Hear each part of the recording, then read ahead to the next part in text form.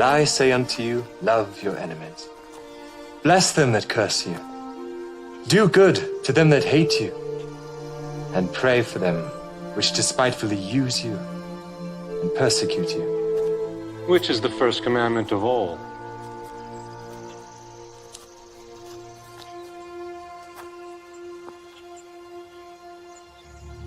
Hear, O Israel, the Lord our God is one Lord.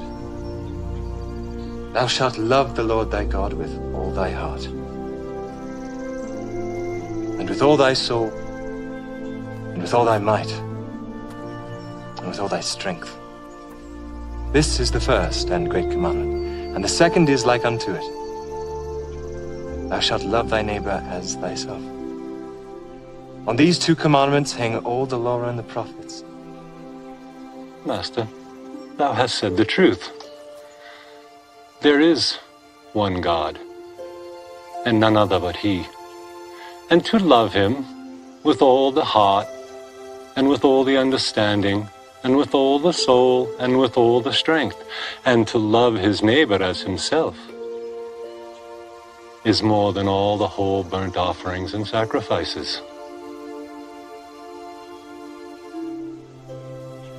Thou art not far from the kingdom of God.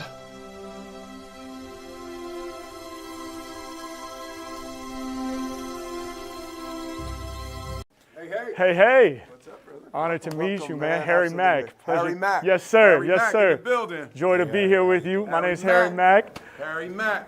How we feeling? Good name, man. Listen. Oh, thank you. We are ready. Beautiful. We are very ready. Man, well, Excited to talk to you, man. yes, sir. To talk to you. Well, I'm honored to be sitting here talking to both of you guys, man. This is super dope. I'm gonna do a freestyle rap for you guys. So, Love that, Harry Mack. yes, so. This is the man that can judge you. I already know. I'm sitting here with a legend, man. Two legends, but a legend in hip hop as well. So I don't have anything pre-memorized or prepared or pre-planned in advance. I'm going to improvise off the top of the dome. Love that. So can I get like some random words or topics or suggestions from you Random guys? words or topics. Things to incorporate into the freestyle. Money. Money, yes. Money. Yes. Miami. Miami. Beautiful. Let's get 2 or 3 from each of you, maybe. So I can test my memory. Friendship. Money, Miami, friendship. Ass. Ass. Can we do that? We good with that? Ass. Yes. All right. So you need more than 4? Let's get 6. We'll get 2 6. more. Yeah. Horses. Horses. There we go. Yes. Horses. One more. And falafel. Falafel. Yes. I love it. All right. Let me review. Don't remind me unless I ask because I got to make sure I got to memorize here. Yes. We're going to go with money. Miami. Friendship. Ass. Horses and falafel. Those are the words? Yes. Should we try this? Yes. All right, I'm going to pull a beat up here real quick so we can make this happen.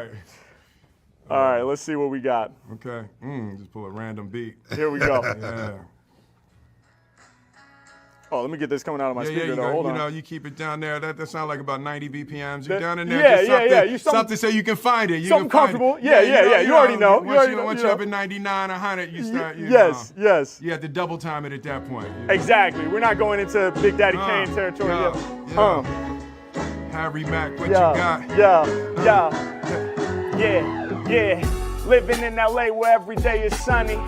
When I'm spitting, I be stacking up the money. Y'all know we got the paper, we keep it in the stash. I'm getting the money, getting the green, getting the cash. Yeah, I said we never sell our soul, I truly meant that. Yeah. We about to get the money, reinvest, and then we spend that. We building up the finance. If they step to me, yo, they don't even stand a slight chance. Check the way that I maneuver, though. We got a lot of my freestyle sound hotter. Trying to get more money so I can cop the fly Pradas. H-Mac, y'all know we get into the new loot. I'm trying to look something like Will Smith in the blue suit. We really about to take it there, making people feel this. When they become a deliverance right off of the mental, they know I'm the realest, Hey, yo, I grip the mic, deliver all these damn frees. Matter of fact, they feel me from LA out to Miami. Anywhere we at, man, my flow's in reach. I said, I'm about to take these lyrics out to Miami Beach. I said, anywhere we at, y'all know that we deliver. Welcome to Miami, yo, that jam sounds sicker. H-Mac, I'm about to break it down, I'm giving them props. 50 years of hip hop, we make them listen, it's hot. I be doing what I'm feeling, and y'all know that they can't end this. Ride or die, me and this beat, we form a friendship.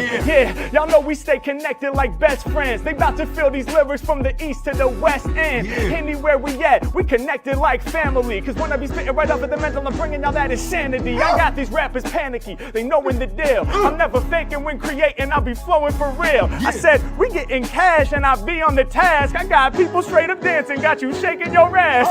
Next level, I'ma count the game truly. When I spit, man, I got them all shaking they booty. I turn into a movie, I do me. Y'all know they want me to spit strong freeze and have the people shaking they donkey. I be going beyond. My freestyle's gorgeous, so fresh with it, the cameras gotta record this. Yeah, hey yo, I'm riding up on them horses. Wait, then again, ride or die, we pulling up in Porsches. Yeah, when I spit, they know the rhymes I'm repping. I might pull up in the horse, that's a 911. Yeah, Mac, I make it known. I turn rappers to more cowards. Pulling up in the 911, plenty horsepower. Yeah, y'all know that my freestyles are colossal. By comparison, my competition all be sounding awful. Just to come through with these hot flows, it should probably be unlawful. And I'm eating up these beats kinda like they a falafel. Yeah, I know we coming off at the top. When it come to freestyles, man, the Mac don't stop. I'm really out here doing this. They know the flow is too legit. When rhyming in alignment, I'm shining just like a crucifix. Yeah, more territory I'm exploring. Live connected with Will Smith and Martin Lawrence. Y'all know I kill it proudly. They know all about me, man. I'm here to save the day like Marcus and Mike Lowry. Check the way we do it, dog. I rock the style, the hottest child. I'm like albino crocodile. How I'm snapping on my haters. When I'm rapping, it be major. I'm more royal, sir. Wait, hold up. I hope that's not a spoiler. I'ma keep it in motion. I'm killing it truly. I bubble like jacuzzi. I was blessed to see that movie. Bad Boys 4 is coming. Y'all know we get live. And by the way, can I get a cameo in Bad Boys 5? Let's go. Hey. Oh man, thank you.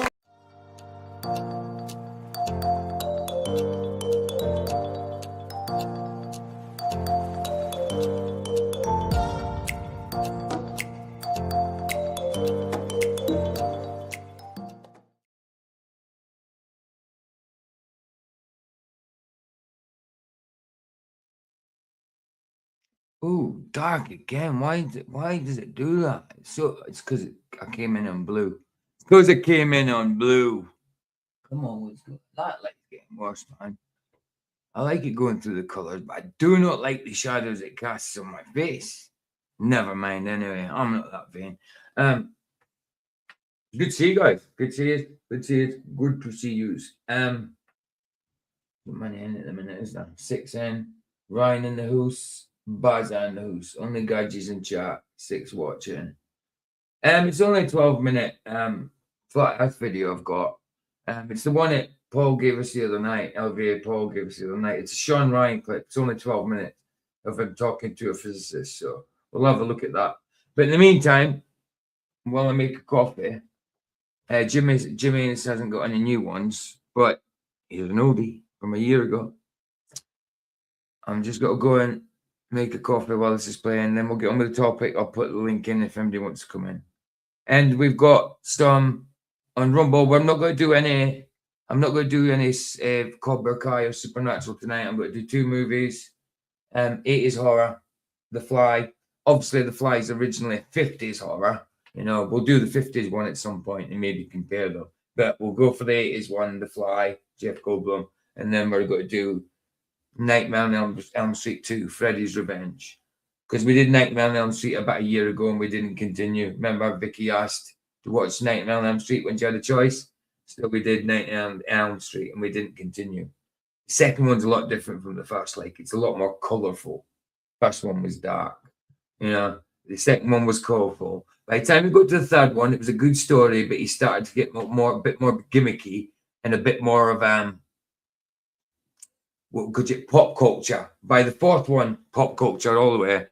The sixth one was terrible in computer games and everything. He was flying about in skateboards and stuff. But I suppose you had to do it for the MTV times, you know what I'm saying? So yeah, 80s movies tonight. Still, there's plenty of new movies on the movie site, like Disclosure Day, Masters of the Universe, Backrooms, but they're still not in HD. So we're going to go and do. Oh, and Scary Movie, it's 6, which is shit. I've been told it's crap as well. by Harry and his brother. And Harry's a youngster. And if he thinks the movie's crap nowadays, him being a youngster, you know what I mean? Then it's crap. And his brother likes anything. Nathan, he's older. He's like 10 years younger. No, he's about 13 years younger than me. His brother Nathan, he's in his 30s. He likes any bloody movie. And even he thought Scary Movie was crap. Which is weird. So Jim, let me go and get my coffee while we play Jim's team. Right, where did it go? So yeah, I don't think we'll be on YouTube too long tonight. Well, like many people's coming in anyway. There's only 6 people here. So I dare say we'll just do that video and go over. Unless more people come in, then I'll continue with something else or whatever.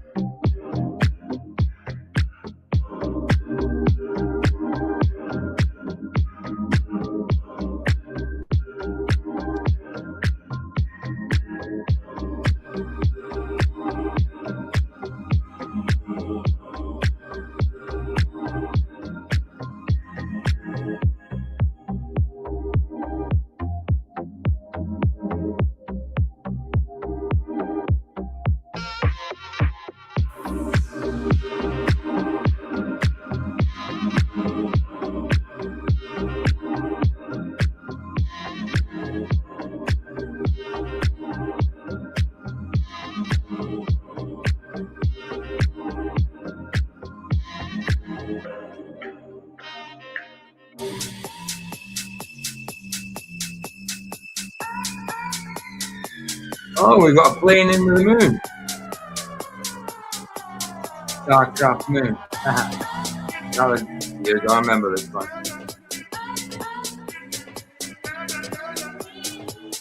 That's got to get copyright. That's sample.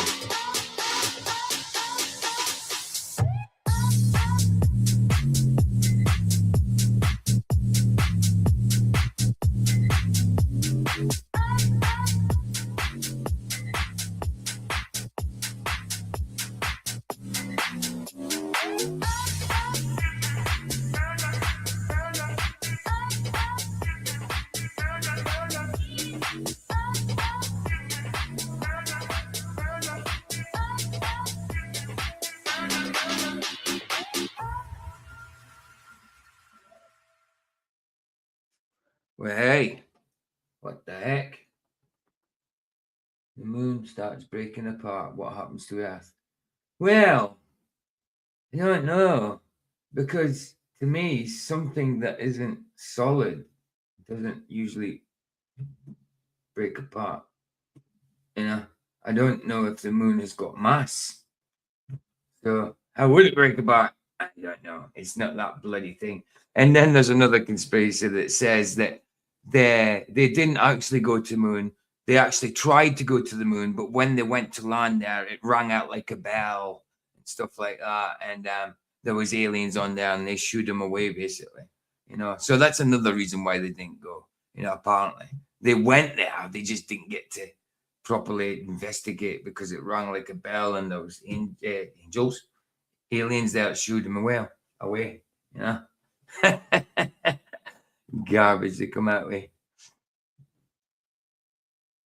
Even the garbage they come out with to falsify the mainstream story. You know, yeah, they didn't go, but this is why they didn't go. You know, when it's just crap, it's just they didn't go because they can't go. They really can't. Oh, anyway. Okay. Let's just get on with it, I suppose. Oh yeah, I'll get Jim's link for other people. Watching the chat replay.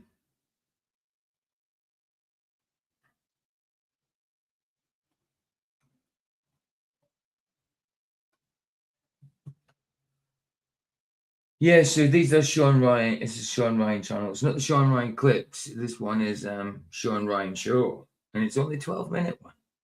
Okay, that's a bit weird. Theoretical physicist Sabrina Patersky, often called the next Einstein. Well, that's no biggie. That's no big claim. Sits down to tackle two of the biggest questions about the world we think we understand. She breaks down what actually proves the Earth is round. Again, that's not specific enough because flat can also be round. You know, if you're going to say it's a globe, then you need to say it's spherical, not round. Not round. Round is not specific enough. And why it is so hard, because that's a way some people can get out of it. Oh, yeah, it's round. Yeah, I believe, like they'll go, so, yeah, I believe that's round. So a glober will think, oh, yeah, he's a glober. You know, then the same person can go and say that to a flat earther. Oh, yeah, I think it's flat, but it's round. You know, that type of thing. So you need to be more specific with that. And why is it so hard for people to believe things they can't see for themselves? Okay. I can see that it's flat for myself. What are you talking about? Everybody sees that it's flat for themselves. Nobody sees the curve. So what are you talking about there? Before diving into the strange physics of black holes, the biggest misconceptions, the paradoxes, right, they're going on about black holes and then calling flat earth a misconception, big misconception. But they're going on about magical things like black holes, you know, antimatter, that kind of garbage. That still breaks our understanding of the universe. It doesn't break my understanding because it doesn't exist. If it existed, it'd probably break your understanding because it's magical what they say happens, you know? Anyway, it happens to anything that falls in and why they actually look. All right, I'll do. Let's just get on to it. 12 minutes long. Let's see what they're saying.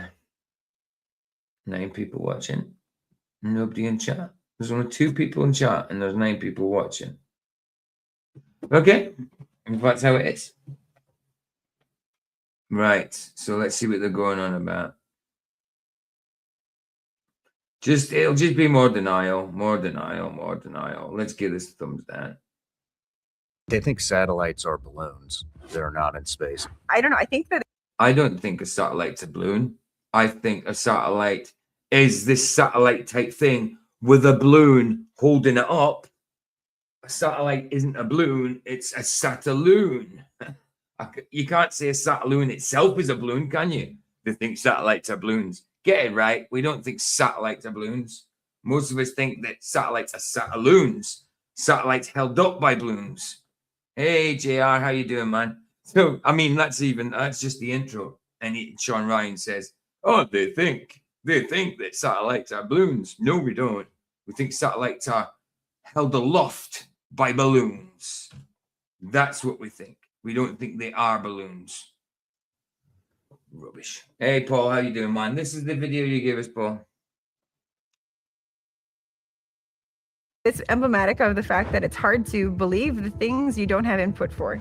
And then doubling down on that worldview is sometimes funny, sometimes scary. I don't know what the right take on it is, but there's value to questioning, I guess, the visceral world that you live in and the intuition you get from that.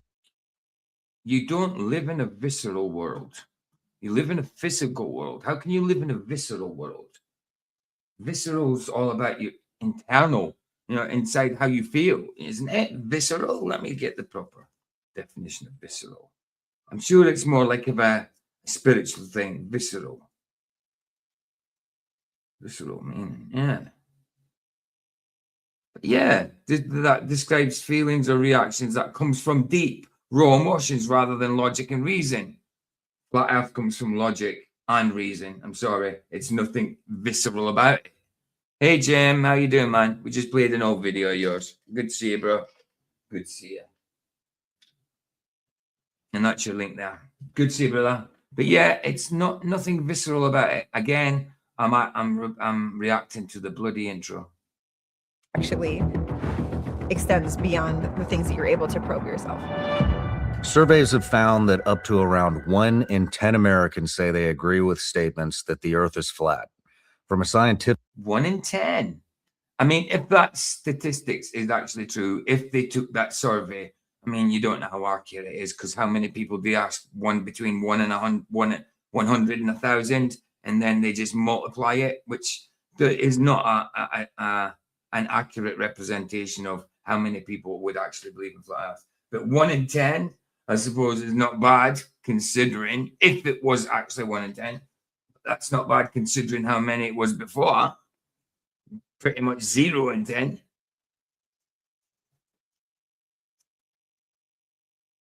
Links there if anybody wants to come in. standpoint, what actually proves whether the Earth is flat or round, and not just in theory? Well, observation, testing, and measurements. That's how it's been done. What has the globe done to prove it's a globe, apart from lie and hijack flat Earth measurements? Nothing. The Earth is flat by default. You're a flat earther by default. You're going on like this is like flat Earth is the most illogical thing ever. When you're talking about being on a ball, people being antipodal from each other, standing opposite each other, upside down to each other, no matter where they're at, and water adhering to a ball also. Come on, with a ball swirling in those waters and the water staying swirling with it and not moving and swishing it. Come on now. It's just ridiculous. And you think we are the ones that are like stupid and thinking magical things. Like flat Earth is so logical, it's unbelievable. It's so logical, it's believable. That's the point. But it's unbelievable to those that want to continue to believe in the sci-fi, I suppose. I love sci-fi, but I know where that ends and reality starts. Real world evidence or systems make that determination undeniable. Okay, I should have prepared more because I got the best. I know the best answers, but I would just say, like, look at the pictures from the damn like. And you see satellites. what they called this? They didn't even call it flat Earth. You know, they called it Physicist responds to the biggest conspiracy in the world. What conspiracy? The only conspiracy was to hide it. You know, flat Earth itself is fact. It's observable. You know, I mean, it's testable. You know what I mean? And you can repeat those depending on what test it is and depending on what conditions. It just depends on which ones you're doing, obviously. But you call it the biggest conspiracy. The biggest conspiracy is the one that was hiding that was trying to hide flat Earth. I mean, it should just be called Earth. It shouldn't be called flat Earth. It should not be called a globe. It's just Earth, and it is a topographical, stationary, level plane. It's so simple to see that. From the ground, from the air, from mountaintop, nowhere do you see it curves unless you've got lensing involved. Lenses involved that makes it curve. Or optical effects and stuff like that. You know, but even with the optical effects, you don't see no curve. You just say that, oh, it goes beyond the curve because of a horizon optical effect. Horizon is an optical effect. And it's very level. Or like people up in space, you can see the horizon. I mean, like what? I guess I don't know what. People up in space that can see the horizon, but can you prove that they're up in space? Can you seeing this curved horizon? She was about to say horizon. They're up in space. They shouldn't just be seeing a horizon. They should be seeing the whole bloody lot, shouldn't they? Well, the whole circumference. I wouldn't hardly call that a bloody horizon. Yeah. Anyway. Those don't work. For example, you know, when, like, if I talk to someone who was a flat earther, what would they try to say if I said, you know, look at the horizon, see it's curved? Sat Paul, ground towers, comms, boys, ships, and planes is what makes up the internet, where cables can't reach. I have seen nothing on comms, satelloons, only speculation. Yeah, absolutely. I mean, we do see certain things, obviously, that allegedly come out of the sky and land on the ground and that. But I don't know where I'm at with satellites and stuff like that. But if they are up there, then they are up there on balloons. They're not up there in space. That I'm not saying that we all believe satellites and satelloons. I'm just saying if they are up there, the flat earthers believe they're on balloons. They are not actually balloons, like he said. You know, of course, it's only speculation. We can't prove it. You know, we can't prove it. All we've seen is crashed stuff in the ground and that they buy a load of helium. You know, we've seen balloons in the sky and stuff like that. But you can't see exactly what's on the bloody end of them at that distances, you know. Yeah, so yeah, of course it's speculation. But if there is such thing as a satellite, then it's on a balloon. It's not in space, is it? Or like, or go up on like a. Like, I'm not a flat earther. Yeah, I don't know. But I've talked to a handful of them, and they always have. What's the excuse that they use? I can't remember what their excuses. It's not excuses. What are you saying? What's excuses? I mean, usually I see reasons coming from flat earthers, not excuses. It's globers that tend to bloody straw man, which is just gaslighting. It's just a gaslighting type of fallacy. You know what I mean? It's pure gaslighting, really. Excuses. Yeah. They think satellites are balloons. They're not in space. I do know that. Okay. I don't know what. Yeah, well, she's a physicist, didn't she? So she must be smart in the academic sense. The argument is. It goes on here a little bit more. Okay. Because technologies like GPS, satellite communications, and global navigation all operate as if Earth is curved. So what are the? How did it? How? What do you mean they operate like the Earth is curved? How? Why would they need to be curved for those things to operate? I mean, considering there was satellites, satelloons, or whatever. You know, I mean, why? The strongest proofs, and could any version of a flat Earth realistically reproduce those same results? Okay, I'm trying to like. Every kind of measurement that the globe has is probably hijacked from flat Earth in the first place. Hey, pass in the house. How you doing, Hey, man? what's up, buddy? Good to see you, man. Yeah, I missed a few seconds there getting signed in. What was he on about how all this lot truly would not actually work on a globe if it were really a globe? Yeah, what he's saying? He's saying that these things wouldn't work. Allegedly, wouldn't work on a flat Earth. These things that are in the sky, satellites. Let's put it back and see what he says again. Get it exactly, so I don't misquote him. Right, yeah. I don't know what the argument is. It Yeah. goes on here a little bit more. Because technologies like GPS, satellite communications, and global navigation all operate as if Earth is curved. Do they? No. Oh, no, they don't. They all assume Earth is flat. Actually, if you look at how they're built and written. Exactly. And then they go into things like bloody radars and stuff. Well, I don't know if to talk about in here. I'm talking about in general, like radars. Oh, they only work in a bloody round. You know what I mean? They work on round. They work on not round. Sorry, globe. They only work in globe or whatever. You can see through them, see by them that they're globe. You know. I mean, no. There'll be a lot of there would be blockages. You know, if there was a hump in front of any bloody radar or whatever. You know, it needs to be kind of direct. Line of sight. This is a classic. Yeah, this is a classic case of appeal to authority. Just put a guy up there, and since he's on the TV, as it were, in this case YouTube, right? But he's on the screen, right? And he says all of these things are facts because I say so, and that's it. They're just a fact because he said so. Because when literally none of these things are a fact. Right, and a load of people said in the mainstream, and a load of people said it in books, and a load of people said in books that these people said in history that was said, like Archimedes and Copernicus and all that. How the hell do we know what they actually said? And what they actually said, how do they know they actually believed it and weren't just surmising, you know? Hey, Dr. Bat. Gang of pooftas. Gang of pooftas.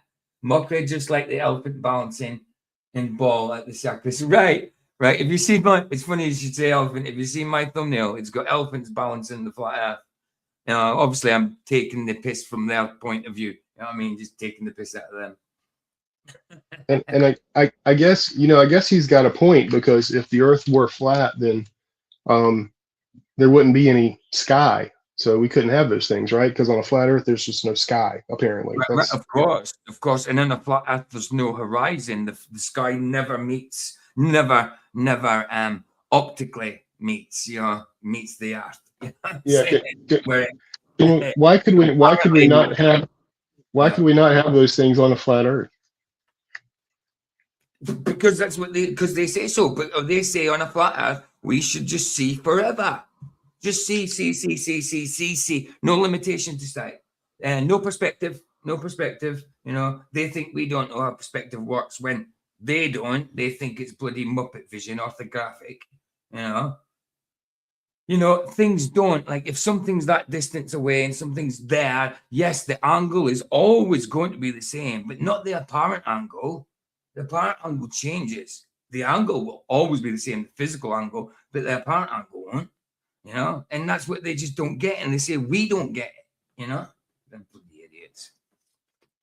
I don't even talk about flat Earth much. You can tell. I don't know much about it. It's flat. What else do you need to know, man? Flat. Yeah, I mean, at this point, when I hear the word, if I hear flat Earth or if I hear globe Earth, I just go ahead and pull the hammer out and just start beating myself in the head. Yeah, that's the thing. I said it like 5 minutes ago. I mean, it shouldn't even be called globe. It shouldn't even be called flat Earth. It should just be called the Earth. And it should just be known that it's a topographical level plane that does not move. It's stationary. The only thing it can do is shake. It can shake, but it can't move out of its place. It can shake without it, yes, but it can't move out of its place. It doesn't rotate. Just like the book says in the very first verse, right? In the beginning, God created the heavens and the earth. Right. 100%. Not, it wasn't that God created the heavens and the globe. It wasn't that God created the heavens and the flat plane. He called He it. created the earth. And if you look up the definition for that, the word is literally dirt. There's no shape to dirt. It's just dirt. Right. Like terrestrial, it's the same thing. That, yeah, absolutely. Terra. It's dirt and it falls down, and that's what we know about it. That's why it was called Earth, because it's that. And what are we made out of? That. You know, God made us from the dirt of the earth, not the dirt of the globe, not the dirt of the flat earth, just the dirt of the earth that just happens to be horizontal, level topographical plane. You know, it's just the earth. But obviously we use flat earth now because of the argument of the globe, you know. And yes, one Bible did actually say flat earth, spelt with 2 T's, and earth spelt with an E at the end. It did. I mean, whether it was talking about the whole earth or just talking about like a plane, I do not know, but it certainly said it. And there's lots of things in the Bible that talks about plains, champaigns, which are flat lands. You know, it's never talking about rounded lands unless it's on about hills, you know. Yeah, you never see John never goes on about pear-shaped, or Book of Mark never talks about black holes or dark matter. No spheroids, you know. And again, when they keep saying this thing, oh, the earth is round, when it's the flat earth, the globe kind of argument, you need to be more specific. You can't just say round, because round can also be flat, you know. So I'm sorry, but not just a sphere is round. A cylinder is round. You know, a sphere is round. A flat disc is round. I'm not saying that's what we are, but it's kind of possible. But that's round too. So they need to be more specific when they're saying that. Aye. Anyway, let's put that there. Yeah, cool. See what else I got to say. So what are the strongest proofs, and could any version of a flat earth realistically reproduce those same results? Okay, I'm trying to I would say no, but realistically what are the strongest proofs, and could any version of a flat earth realistically reproduce those same results? Oh, so the strongest proofs for globe, but can any flat earth reproduce the flat earth test reproduce those results? Well, yeah. This will be rich. Yeah, but I mean, whether you do what was it? Was it the Archimedes? Was it the Archimedes thing? The stick thing? Was that Archimedes? No, was that Archimedes? Eratosthenes. Eratosthenes. Sorry, I always got them mixed up. Eratosthenes. Well, both of them, however they can be replicated on both. But you know, so it doesn't prove it's a globe, does it? Doesn't prove it a globe, but there's a hell of a lot more proofs that it's flat earth. And he just said proofs, didn't he? Not just evidence, because evidence is not always proof, is it? You can have false evidence and you can have real evidence. So evidence is evidence. It's not always proof. You know what I mean? But yeah, there's more proof for flat earth, you know. I'm sure he's gonna go on to tell us these hilarious examples of how nothing would work on a flat earth, when in fact he did measure it on a flat earth. He just doesn't realize it yet. Right. Exactly. I noticed we've got like 17 watching now. See what I mean? When it's something flat earth, I mean, it's probably trolls watching in the background. But, you know, when it's flat earth, they all appear. The trolls, at least. Shite draws the flies, doesn't it? Well, that's it. But when I'm talking about scripture, there's the normal amount of it, 7 to 9, maybe 10, you know. Okay, I'm trying to I would say no, but I think what I'm saying, I'm trying to think of how would I be the defense attorney for a flat earther? You know what I mean? What would I? How couldn't you be? If you don't see, even as indoctrinated as you are, if you listen to the proofs for flat earth and the logic, and then there's no way you can say that it's illogical that what flat earthers believe. You know, you can't say that it's illogical if you truly listen to them. You might say they're wrong, but you can't say it's illogical what they believe. You know what I mean? Hey, Brian, good to see you. Oh yeah, not nothing to it. If you wanted to be a lawyer for flat Earth, basically all you got to do is say, look around Look. you and breathe. Right. Breathe in and breathe out, and then think really hard about those two things that you just did and how that works in How it reality. works and how it works and how it works that when I'm here in the UK, that Jono is antipodal to me. You know, his head is pointing to the sky. My head is pointing to the sky, but we're opposite each other. How the hell did that work? They say that we're illogical. You know, it's crazy nuts. That's crazy nuts, man. I try to do to make them feel as right as possible by caveating the hell out of everything they want to. I mean, like, I think that Hey, you Jono, can't, good to see you. once you're trying to say, like, I mean, like, you're trying to apply a framework beyond its scope of applicability, and that's what these types of technology or like the something far away above the earth is. You haven't said right. Okay, you haven't been on long enough, right? Because there's been so much wrong with it so far that I've had to stop it. But I haven't had of any proof so far for a globe. Seeing that it's wrong, but like, you know, to their credit or not, like when you're on a map, like you know, you print out your little chart, like you're not gonna go that far off, like when you're driving around town, pretending that, you know, the earth around you is flat, unless you try to park your car on a hill and you forgot to put your parking brake on. I don't know. Like like basically, Well, how can you have a hill on a how do you have a hill on a globe? I thought it's all a hill, isn't it? You're always going downhill or uphill, or one person's. It doesn't work, does it?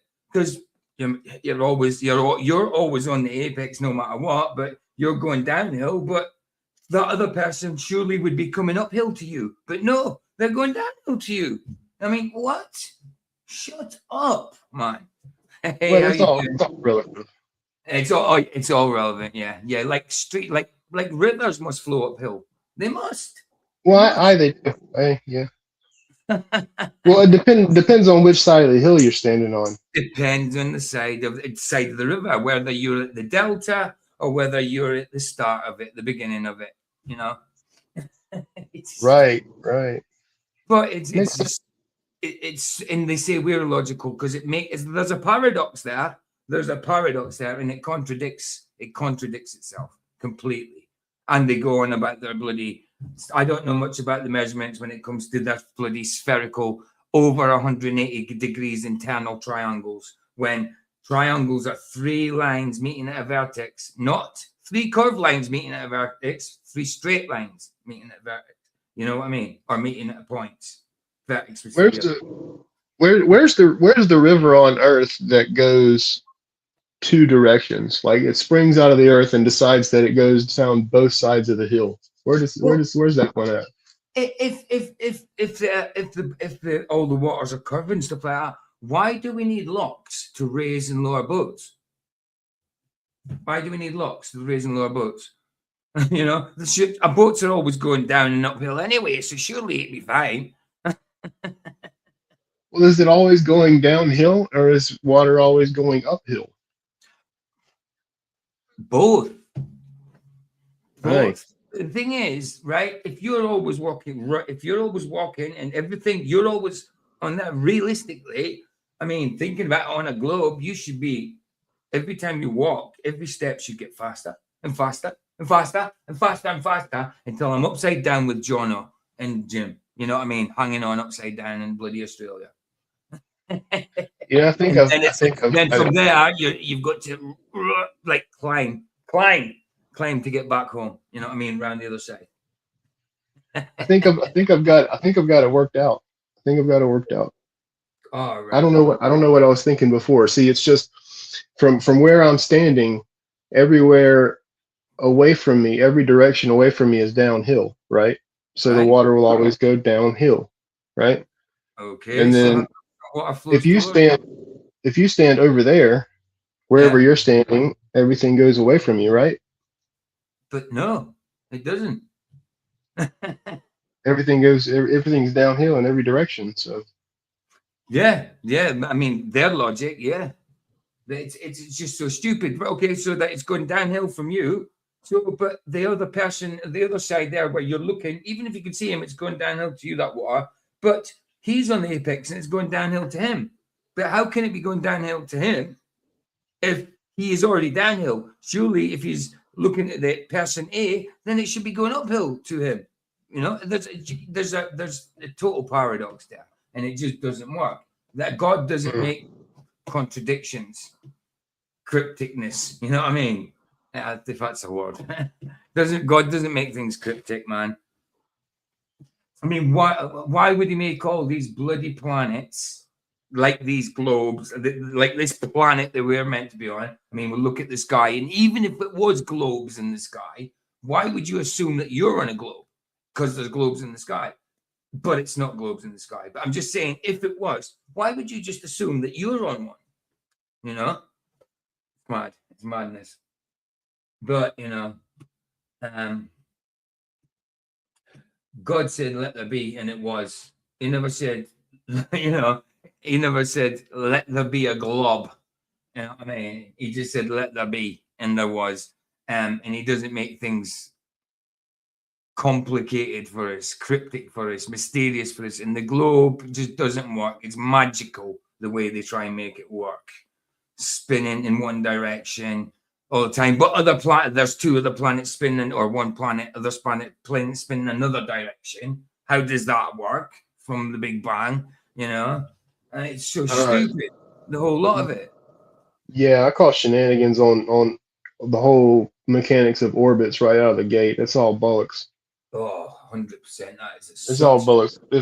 If mass attracts mass and all this bullcrap that we're supposed to believe how any of it works, then it would throw the whole thing out of whack the first to go around. Nothing would be the same orbit the second or third or fourth time around. It would all keep changing and it would not be the same. And that's all Mass bullcrap. does attract a mass.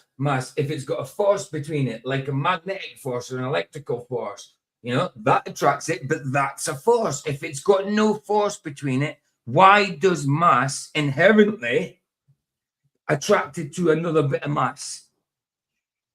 Why? And what makes it do that? Oh, gravity. Oh, it's a force, but it's not a force. Okay, it's not a force, but it acts as a force. You can't have that. It's all rubbish, man. So a force is generated from nowhere, just inherently being there. You know, no. And even magnetic force dies after a while. It dissipates. It doesn't. It's not constant forever and ever and ever and ever and ever. That magnet's energy will die. You know what I mean? It will dissipate. It'll be used, spent. You know, can't create it or transform it, but it can be spent. Hey, how you doing? How you doing? Good to see you, Canal. Yeah, this is nonsense. I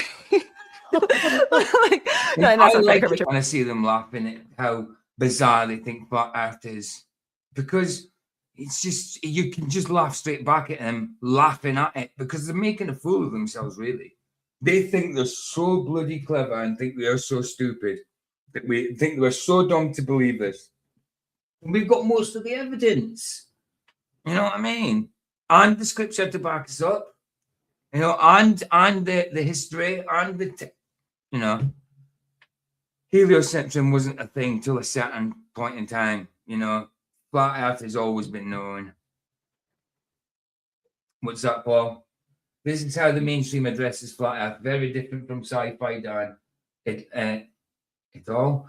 That's why it's pointless talking to anti-flat types, because they just make up claims for their own followers. Right, exactly. And Roger said he was doing Simon Dunn last night. I was like, no thanks, I won't be there. Oh. Just for this first second. But I think that, I don't know, I think that it's emblematic of the fact that it's hard to believe the things you don't have input for. You know, like you build your intuition. We build our intuition, you know, walking around in a way where, like, you might not notice these things. Like, do you notice you build your intuition? Well, no, okay, I'm thinking of instinct more. I was going to say, you don't really build your instinct, do you? But intuition, I suppose, maybe. I don't know. Okay.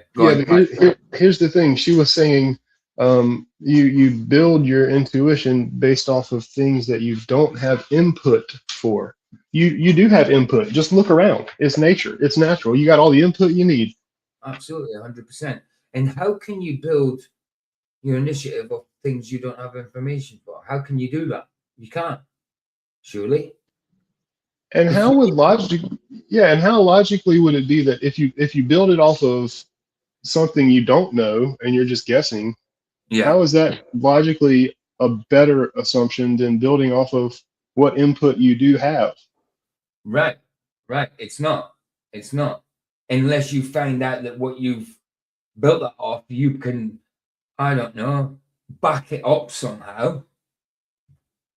But no, they can't. Everything's hijacked. And I mean, apart from the stupid bloody measurement of Venus and then the distance to the sun because of Venus from a guess, you know what I mean? That's just so stupid. 93 million miles away.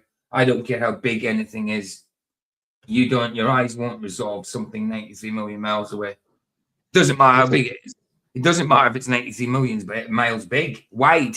Your eyes ain't going to resolve it 93 million miles away, is it? I don't think. Anyway. That's a hell of a lot of rope. That's a hell of a rope. That's a hell of a lot of rope. Like, and they do like things like that, don't they? They say like if they had a plank of wood, like from here, from the Earth to say Mars, if someone pushed it in one end and someone was Mars, would they feel the push straight away? You know, if there was that length of wood, they say no. I would say yes. I don't know. They say no because something to do with time dilation or something. I don't think it. Yeah, see, that's completely illogical in itself, right there. Of course it is. Of course it is. There might be a little wobble to it, like you might get a wave before you get a push. You know what I mean? But you know what I'm saying? Depends on how thick it is. I mean, a plank of wood from Mars, if you could stand on Mars, that is. Didn't even frigging call it Mars, to be honest. Is the moon. I don't know like how much people pay attention to those things or how much it affects their lives. Aye.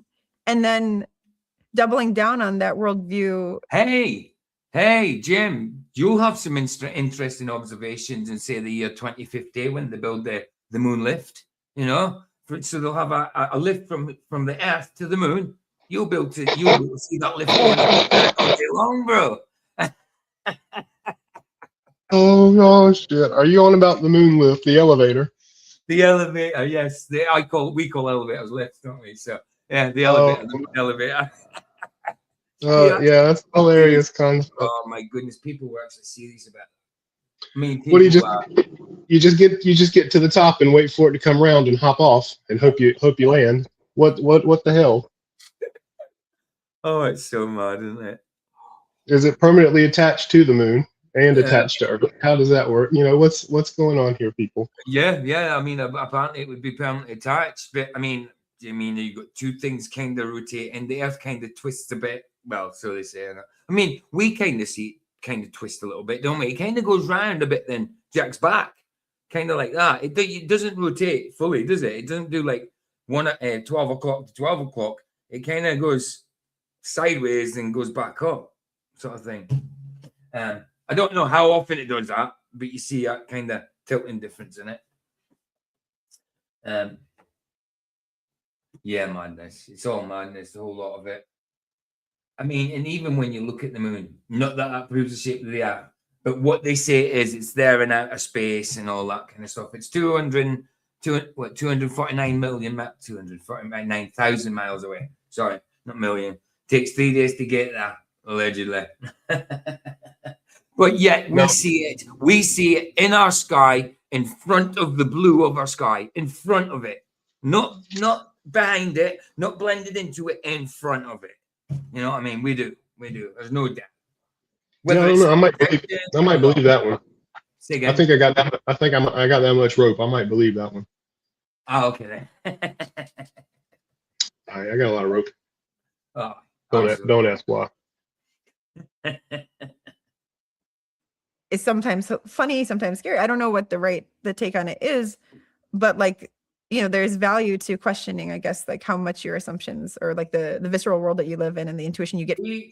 238,000. I thought it was 249,000. Let me check. Even though it's not, obviously, I mean, we don't even know if there is a distance to it. It might just be a projection of light somehow, you know? I don't know. It could be plasma. I don't know what it is, but I do not think you can physically go to it. I think if you went towards the moon, it would probably just keep moving away from you, or it would just kind of, I don't know. You go through it and it would invent all of us. I don't know. I really don't know. You just can't physically get that. It's just one of them. It's one of them things that God made that we can surmise, we can speculate about it. I mean, there is some good ideas about the moon, I suppose, but we'll never know that for sure until we ask the Lord ourselves, man. Until we're with him and we ask it ourselves. And if he really reveals it to us, then it's up to him still. I don't know. Or maybe we'll see the workings of it when we're there. I don't know. Maybe we'll just know. But we certainly don't know now, you know. And we won't get to know now. It's impossible for us to know, I think. You know, PJ, I think it's kind of ironic. She's on about this visceral knowledge of the world and like this spiritual, somehow ingrained knowledge of the world and how it works. And really, it's funny what people believe when you believe in a globe and you believe in the space model and the solar system and all this garbage. It is visceral and it is spiritual, but we don't realize it. Right. Absolutely. It's programmed into us spiritually. Yeah. Not just mentally, but it's put in there for a spiritual control type of reason right from the beginning. So she's going into this thinking that we're the crazy spiritual ones, when in fact the globe is a spiritual indoctrination. You just don't realize it. It's there from birth. Exactly. It's a spiritual indoctrination 100%, just not of the right spirit. Same as we all are. Same as we all are. Yeah. I mean, and we're born into sin. We're born into sin because of Adam and Eve anyway. So yes, you know what I mean, we're indoctrinated from the start, you know. But you know, Holy Spirit provides a way out. Holy Spirit provides a way out. The man is in the house. How's it going? The D man. Hold on, are we working? Oh, there we go. No, we're not working, D-Man. All right. Hey, D-Man. What's up, guys? Good to see you. I was just listening, PJ. Yeah. And I wanted to apologize to you. I didn't send you the fights on Tuesday. I completely forgot about it. I apologize.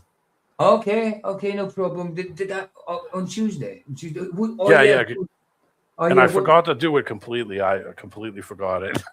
Well, hopefully I can get. I haven't watched the Tommy Fury and Eddie Hall fight. You know, the strongman Eddie Hall. Obviously, Tommy Fury won, but apparently Tommy Fury was running away from him a bit. It was the Misfits boxing, no, the YouTuber KSI. It's under his ticket and that. But yeah, hopefully I can get a hold of that for Tuesday. I want to see what that was like. Yeah, I want to see what that was like. See if because I've seen Eddie Hall fight once. You know, he was the world's strongest man at one point. He fought Thor, who is now the world's strongest man. You know, Bjorn Thorn. I can't remember his bloody full name. He gets called Thor anyway. Let me just ask you this: do you hear any background noise or anything? Do I sound okay? Yeah, you sound good, man. Okay, perfect. I have the AC going in the back because it's hot as hell here. Oh yeah, no, I know. Usually when it's hot in here, I have my fan on, and nobody usually hears it. But it's weird. It's weird. They can hear me talk in the kitchen, but they can't hear the fan behind me. They can't hear the thunder outside when it goes, but they hear me in the kitchen. It's obviously a trick. It's obviously a trick of the microphone. It's black magic in that thing. I'm telling you. I was listening when you started. I was just working on some stuff on the side, so I figured I'd wait till I was done and then I'll come on. So okay, cool. So what we're doing? We're talking crap. You come to tell us that it's a globe, man. Come on, tell us how much. It's absolutely it's a flat dome. It's a flat dome. That's a flat dome. That's just as paradoxical is the We have- bloody river going up and downhill at the same time. Well, I mean, think about a snow globe. Well, yeah, think that's think yes, about half- absolutely. Think about a snow globe. What's a snow? Well, a snow globe is kind of oval. If you were Of to take course. another snow globe and put it on the bottom, it'd be like an egg shape. But Okay, I mean, you slice our protection off, you slice our containment off. We're a level plane, you know. We're a level. yeah. I mean, listen. I just because we talk about this stuff all the time, we wouldn't have this pressure system that keeps us alive Mm-hmm. if it wasn't a container of some sort. What it is, I don't know. What shape it is, what's width, what height. I mean, some of the, I don't know. But if it wasn't contained, you wouldn't have life here. We couldn't have this pressure. We couldn't have this pressure at all. wouldn't. It has to press against something. The greatest example is that guy that they put in the pressure suit and put him in the vacuum chamber. And he said before he went unconscious, he could feel the saliva in his mouth start to bubble. Could you imagine that? I mean, We if that wouldn't was be happening, alive. could you imagine your eyeballs? I mean, your eyeballs are wet. You know, I mean, that would start bubbling next. You know, Think that's about a bit tougher in your tongue, but you know. Think about it this way. Everything in this environment we're in is contained. Right. Water is contained, the air is contained, gas is contained, your blood is contained, your waste is contained, your brain is contained, your heart is a container, your blood system is a container, everything. If we didn't have the container, we would not be alive. It's like a Russian doll, but not so symmetrical, asymmetrical. Yeah. But you know, well, except maybe they have to set up, but us, the other containers, everything is like you say is in a container. And the other thing is we even have a pressure system inside of us. Yes, so our blood is pressurized, and it even has a thing that's moving the fluid through your body and holding pressure. And the pressure in the atmo around us, if that changes, then the pressure changes within us as well, doesn't it? To a certain extent. So it's funny when I hear that woman say, "Oh, you mean a theory?" Like she's laughing about it. You can tell that she's never ever talked to anybody that's ever said the things that we just said, ever to her, ever. So exactly. She's just a repeater. They get the flat Earth Society nonsense and all what they get the anti-flat earther nonsense. They don't listen and talk to anybody that actually does know anything. You know, they don't go to SOF, they don't go to flats. They don't, you know what I mean? They don't go to Nathan. They don't go to QE. And talk like that, you know. You'll never get anything different because it's always going to be bandwagon fallacy. Yeah, of course. It's always going to be, I'm going to say what the consensus is, not what. I mean, even flat earthers. Not everybody has the same belief on a lot of things either. So, no, they don't. Look at this. Upward rising flat earther. It's now not only upward rising, it's swinging like a swing ball. Dylan Nachiketa. Yes. Yeah. I'm so affronted that he's a bloody Scotsman, honestly. But I mean, I just find it funny that this lady went through all this school and learned all this crap and didn't talk to one person in her entire life and say, "Come on, let's go sit down and let's have a discussion." Not once, because you could tell by the way she's talking about it. It's very flippant. It's very, really? Of course. It's like you've never had a conversation with a normal person on the street, have you? Like you can just kind of tell that Exactly. And look at normies nowadays are starting to see the truth because of things like this alien agenda and art, especially Artemis. Yeah. Dude, I've seen the guy. Well, I don't watch. What's his name? The Brazilian dude. What's his name again? Who? Banjo? Yeah, Banjo. I don't watch Banjo, but every now and again, his feed from his TikToks that he puts together. I mean, there was someone in there that I just seen it on the 30-second thing as it passes. But sometimes I click on them because I'm interested to know, like, and if there is any new people coming because of things like Artemis. And somebody just straight away, something came up about someone. Yeah, the Artemis thing made me change my view on the shape of the Earth. Yeah. And that's the Artemis thing, So it obviously stemmed from Artemis allegedly in space, how fake everything was, these static pictures, bullcrap. How come the pictures still look like the same as from 1960s, 1950s? that type of thing. Yeah. And then from see- there, they've got to flat Earth and change. You know what I mean? Change their opinion on the shape of the Earth. When I was on Mark Sargent's with Vlad, me and Vlad from Ironworks, DJ and Mark asked, I think he asked me, but I don't know. He asked one of us, and I answered. He said, "What do you think about the Artemis thing?" I said, "They should have an Artemis every 15 minutes. Yeah. They should be launching a ship every 10 minutes." I said, Absolutely. "That did more in 48 hours than Right. anything anyone has ever done, ever shown, ever explained to normies, because they did. saw how ridiculous it looked and how impossible it would be." And then they 100%. stopped. Dude, I was like, absolutely. I said, I would fund Artemis. They should have a launch every 20 minutes. I'd be all for it. Yeah, absolutely. My best friend Harvey's got a mate, Eddie Edvardo. His name is. He's Romanian. He's like actually my friend now, as well. And the first time I met him was like, I don't know, maybe about 8-9 months ago. He came here and I started talking about flat Earth, and he was so like, bullshit. He was sound about it. It was like, he was a good guy, but he was like bullshit. And he said, and I was telling him, and he listened a bit. He said, "Well, yeah, I understand where you're coming from, but nah." Sort of thing. But then the Artemis thing, and I never mentioned flat Earth to him, and he started talking about Artemis, and he's like, "Well, it's starting to make me think, because the Artemis, because we got 10 static pictures. This is bullshit. Bullshit." He says, "This is bullshit." And I'm like, see. So if they're lying to you about that, what else are they lying to you about, bro? He says, "I'm not going straight to flat Earth, but there's possibly something going on." Yeah. Sandy from Mandela Effect, Sandy Diva Mandela Effect show. Yeah. She never ever talked about this stuff. She sat one day because she saw all the Artemis stuff on the feeds constantly. She's kind of bedridden. So she said, "Screw it. I decided I'm gonna dive into this and try to, figure out what the hell this is." And she found more weird crap with all the video that they put out on the internet, stuff with shit, that artifacts all around them. Things they're moving things that aren't physical. They're not real things. They're like layered. There was stuff in their lap that the hand gave a shadow, but the thing floating on their lap had no shadow at all. She found every artifact from every. They had text on like a little globe as well that was kind of showing a little bit of text that was kind of transparent. Yeah. It had like a transparency to it or an opacity to it. Yeah. She said, "I never looked into this. I never looked into this.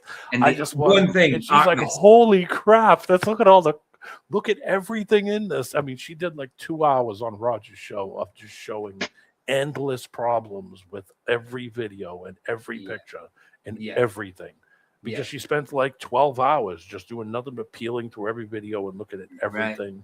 I mean, and that just shows you, man. That just shows you one thing can just flip it like that. And that just shows you the denial of all the other anti-flat earthers and globers that give the excuses for all the NASA videos and pictures and all that we've debunked, like the mouse crawling along the thing, flies inside of windows, glasses of water staying in glasses of water, these kind of things, all the glitches, the harnesses, the floating past with the harnesses, the baseball cap. They're using CGI. They're using all of it, augmented virtual reality. All the denials and excuses they make for that, it just shows you that. I mean, the TFE stuff was augmented reality, and I knew it was. Absolutely. I knew it was because I'm a semi-pro gamer for 35 years. Mm-hmm. So I mean, I tested VR. I tested the 3D glasses before VR for NVIDIA. So I knew about this shit, 15 years ago, almost 20 years ago. So I knew it was going to be some bullshit. I knew that they weren't going to come out and say, "Oh no, this is only augmented reality." I knew it. I knew it right off the bat. I said, "Yeah, 35 years in the gaming industry, man. Absolutely. I knew this shit was coming when they started bringing the AI." Here's the thing that I wanted to say too. They're like with Artemis and people seeing it, right? They're doing this now in a generation where, before, when they were selling Apollo and all this other crap, they were doing this in a generation that was, a little bit different. This generation, we grew up with CGI and all this crap and deep fakes, and so we know how to tell it straight out the gate. So that leads my ultimate question really is, why are they still pushing it so hard? Because they're pushing it so hard, and clearly this generation is seeing right through the crap. So And It I'll this makes tell me you. wonder, why are they pushing it, you know? And the thing is about this generation, they're the people that you'd think are going to be they're more indoctrinated than anybody, but something like Artemis takes them out of it. You know what I mean? Yeah, I can tell you. Yeah, and they're quite dumbed down nowadays, but even the dumbed down ones are starting to see it. You know what I mean? I can tell you the next step they're going to do. All they're going to do is keep doing what they've been doing, which is what you're seeing now. All the AI, all the CGI. CGI is going out. That's going out the window. It's going look to at augmented. what Spielberg said the other week about his he was in an interview about his new film Disclosure Day. He's saying that this is going to make all the people of faith, Christians and that, doubt their faith. And I said, when he said that, I said, look, if people doubt the faith because of a stupid movie, you know what I mean? And he's been doing it from the start. Close Encounters, E.T., Disclosure Day, Alien stuff. He's been pushing that from the start. So he thinks, he's saying that this movie is true. And in this movie, I haven't watched it yet, that it's meant to be that we come from aliens, obviously. And the whole Jesus thing, either Jesus comes from aliens or that's made up from the aliens or whatever. If you know, so and he's saying, and this is true, that I've seen so many things online. People have gone to see it. It was out a few days ago. It's on the movie sites now, but it's not in HD. It's obviously in calm form from the pirate form. And everybody, not one person, is saying it's a good film. They say that it's bull crap. So if they think it's a bull crap film, they're not going to believe what's in it. You know what I mean? At all. Yeah. And it's got bad reviews and everything. Yeah. They're building that AI infrastructure to have massive computer power to be able to take a picture and turn a picture into a live thing. I mean, it's just going to advance into more, and it's going to be harder and harder. Right now, it's not so hard to figure out when something's AI or not. But you can tell by the lip movement. You can tell by the movement is unnatural when people run. I mean, there's certain things that you can catch, but it's going to get to the point pretty soon, probably the next 3-4 years, where it's going to be almost impossible to figure out something is. All right. I mean, it's getting good now. Every once in a while, I run across one where I have to do a double take and look at it. I'm like, are you serious? Yeah. I mean, they should make it a law and say if you use an AI software that it puts a tag on it that this contains. Well, they've AI done software. that in China. They do that in places like Korea and China, and that if you put content out on YouTube, you've got to say it's AI. And you can't mimic anyone else in Korea and China. That you cannot use their faces. You do that, you're going to jail. I mean, a YouTuber's going to jail for that.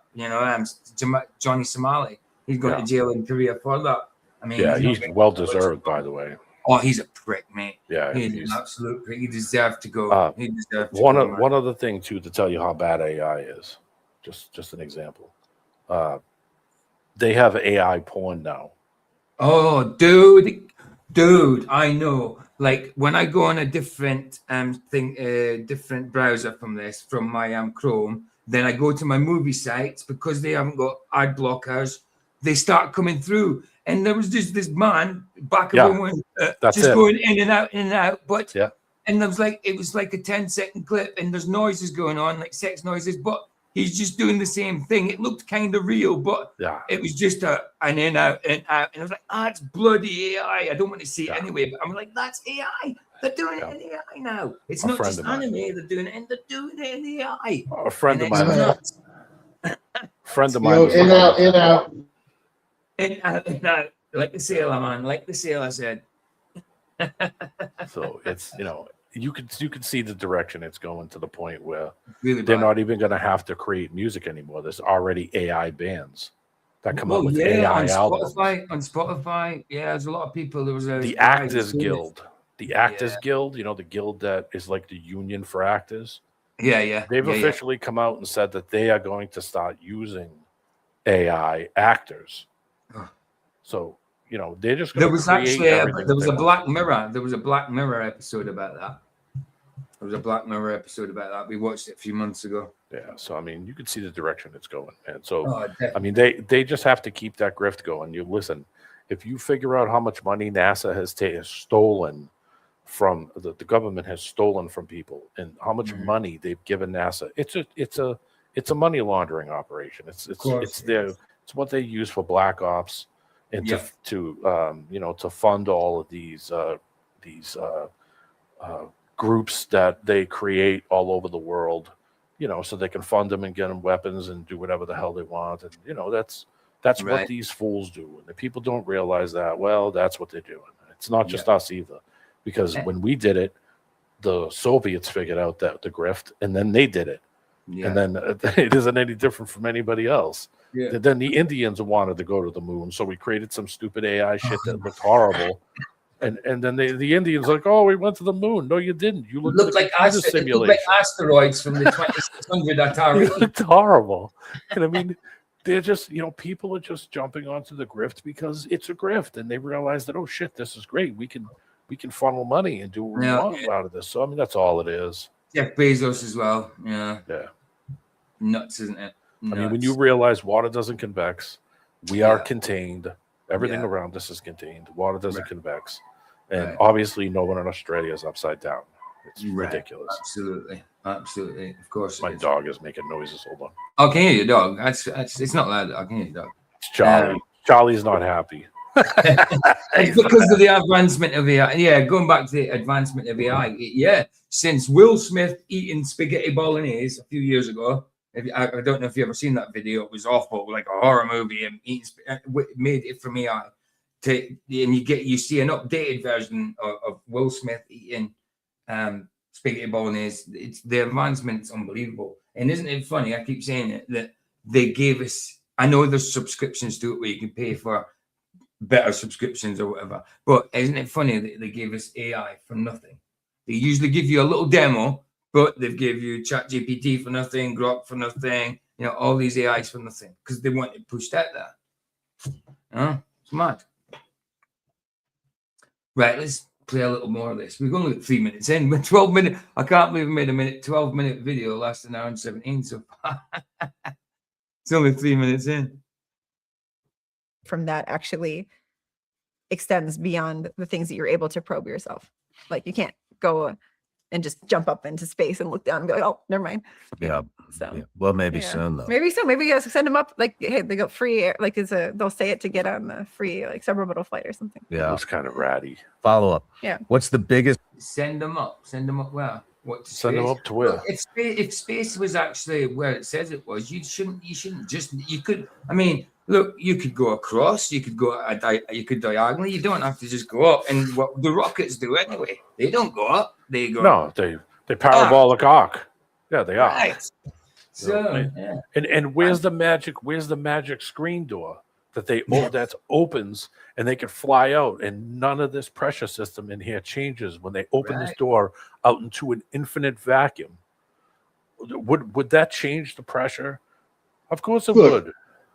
We just need to send everybody up into outer space so that they can look down and see that water's always level. Exactly. Hey, Lee Straight, good to see you. Send them up. There is no up in the globe. Yeah. There's no magical opening that's just sitting up there open that doesn't change this.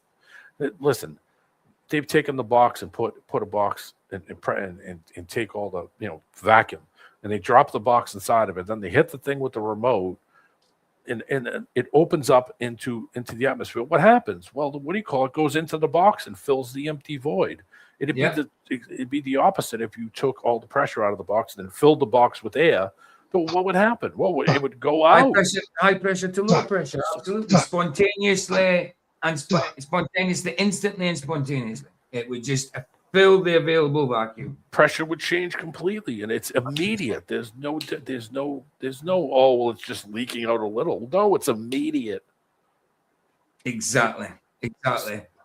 Oh, you could tell that this chick has never thought of any of these things. She just listened to somebody telling her this, and she holds it down like that's it. She just this because somebody told it to her, who's an authority figure to her, or a teacher. I mean, in a way, it's not the fault because of indoctrination, but at the same time, there's willful ignorance, especially when the information is out there. Yeah. You're not even investigating it. You're just, You're just believing it. I know people believe this. It's rubbish. Yeah, I'll see a few things. Let's search Wikipedia. Oh, okay, yeah. Oh, Simon Dan said this. Oh, McToon said, okay, yeah, I got it. Yeah, this guy who's a scientist, he said it. Well, who told him? another guy who also didn't go look into Exactly. anything else other. So that's immediate one of the problems. It's why I love when people get out and talk about this stuff, because then you start to work stuff out and you realize, wait a minute, that wouldn't work. How does that work? Exactly. You know what I mean? You can use your eyes and observation, go to the beach and take pictures, long range pictures. You can see shit fucking 50 miles, 50. Mm-hmm. There's observations of 700. You wouldn't see what you were trying to look at 700 miles away. How would a ship in World War II see another ship 23 miles away? Yeah, so 8 inches per mile squared, it starts at about 3 miles. There, right? Yeah. How would you see the ship 23 miles away and hit it with a cannon manually with no electronics? Exactly. It's ridiculous, isn't it? Look at every gunner's manual, every artillery piece manual. It tells you to treat it as flat and stationary. Every single one. That's because the Coriolis is worked into the gun. They paid zero attention to Coriolis. Zero. Didn't you guys hear the guy at the beginning? None of that stuff works on a flat Earth. None of that stuff works on a flat Earth. Yeah, of course. And that's stupid. You're Ridiculous. simply just compensating for wind. It's called windage. And the drop, maybe. Windage adjustment and rise and drop. The bullet arcs, doesn't it? The round arcs. So I suppose you account for that a little bit. Distance and wind. Exactly. Just like you throwing a wiffle ball and you're throwing a baseball and it's a windy day. Yeah. What do you have to do? You have to angle for there you go. Exactly. It's the same in golf. That's why they pick up a bit of grass and throw it. You're not saying, here, let me throw Randy Johnson's never come out on TV and said, oh, well, obviously this fastball, I have to compensate for the curvature of the earth or the turning of the earth. Of course he isn't. Guy could throw a ball at 105 miles an hour. Hey, well, look, you had Neil deGrasse Tyson, that field goal. Coriolis. It was because of Coriolis. You got that field goal. I don't know what team it was, but there you go. You. Hey, Chris. Hey, Roger. Nuts. Ain't it bad? Right. Let's have a go. Wow, 3 minutes. And so much in 3 minutes. They give so much proof of a globe in 3 minutes. All they've done is laugh about flat Earth. They haven't said any proofs that are the same on a globe as flat Earth, because that's what they were talking about a minute ago. Like Eratosthenes thing. It doesn't matter if it's on a globe or a flat Earth, it would work out the same way. So it's not a proof for either or. And it's we don't know how true the bloody stories are anyway. Right. Let's see what else crap we're going to say. It's just denial at this point. This misconception people have about black holes, and is there anything about them? There you go. Sorry, I had to stop again. Black holes. What the hell does black holes have to do with the fucking flat surface we're standing on? Exactly, but they go Nothing. on about us being illogical, us being incredulous to flat Earth stuff, but they talk about magical, mystical black holes that stretch things and stuff like that. If your head was at the top of a black hole, your body would be spaghetti all the way through, and you'd be all different time distortions and all that kind of bollocks. And they know all this apparently, and they've never even seen a black hole. But here's the key thing: what the hell does that have to do with the shape of the Earth, with the surface of the Earth that we're standing on, that we're living on, that we're dying on, that we're moving on, driving on, flying over, doing all this shit, ships, everything? No one has ever said, "Boy, wow, my back feels better. I love being upside down." You've never heard anybody say that, or shit, wow, yeah. If that was the case, everybody down south would be taller. But then somebody would say, "Oh, well, because the gravity is inwards in all directions, we're being held to the ground and the water's being held up." It's ridiculous when you think about it. Listen, these are people who have never flown, never gone on a plane, never been on a long cruise. Right. God damn, it's like, why do you have this mentality? What would be the point in, say, something like a lighthouse on a globe? What would be the point in that? I know the distance of light isn't too far, but still, the distances are still at what they say with 3 inches per mile squared. There's still some obstruction there, with some lighthouses are on kind of sea level. Some are built above it, but some are sea level. They start at sea level. build up from that. You know, so what would be the point in things like, you know? Well, they do that a lot because when they get stuck, what they do is they start to then start. Well, if I was on the moon and I was looking down at it, well, you're not on the moon and you're not looking down on shit. You're standing here with me on this surface. We've been vertical all our life, everywhere you've been. You've never been sideways ever, except on a roller coaster, and you feel all that, don't you? But you don't. You won't feel standing on the equator horizontal, really? Or how about you build the houses horizontal, And you know, or upside down? Yeah, you go from the equator where you're going 1,000 miles an hour, and you go to the North Pole, and you're going what, a mile an hour maybe, and you don't feel the difference. What the heck? And it's so wild. I mean, we talked to Vlad, who was on a sub. I said, Vlad, did you guys compensate for the curvature of the surface of the water? And he laughed at me. It's like, no, we have never done that. I showed a video on Rogers where this guy and this chick get into a sub from the late 70s and early 1980s. And it had a table, the girl standing at the table, and she opens up the lid of this table. And it's the friggin' Roger knows what it is. I forget what it's called. The azimuth.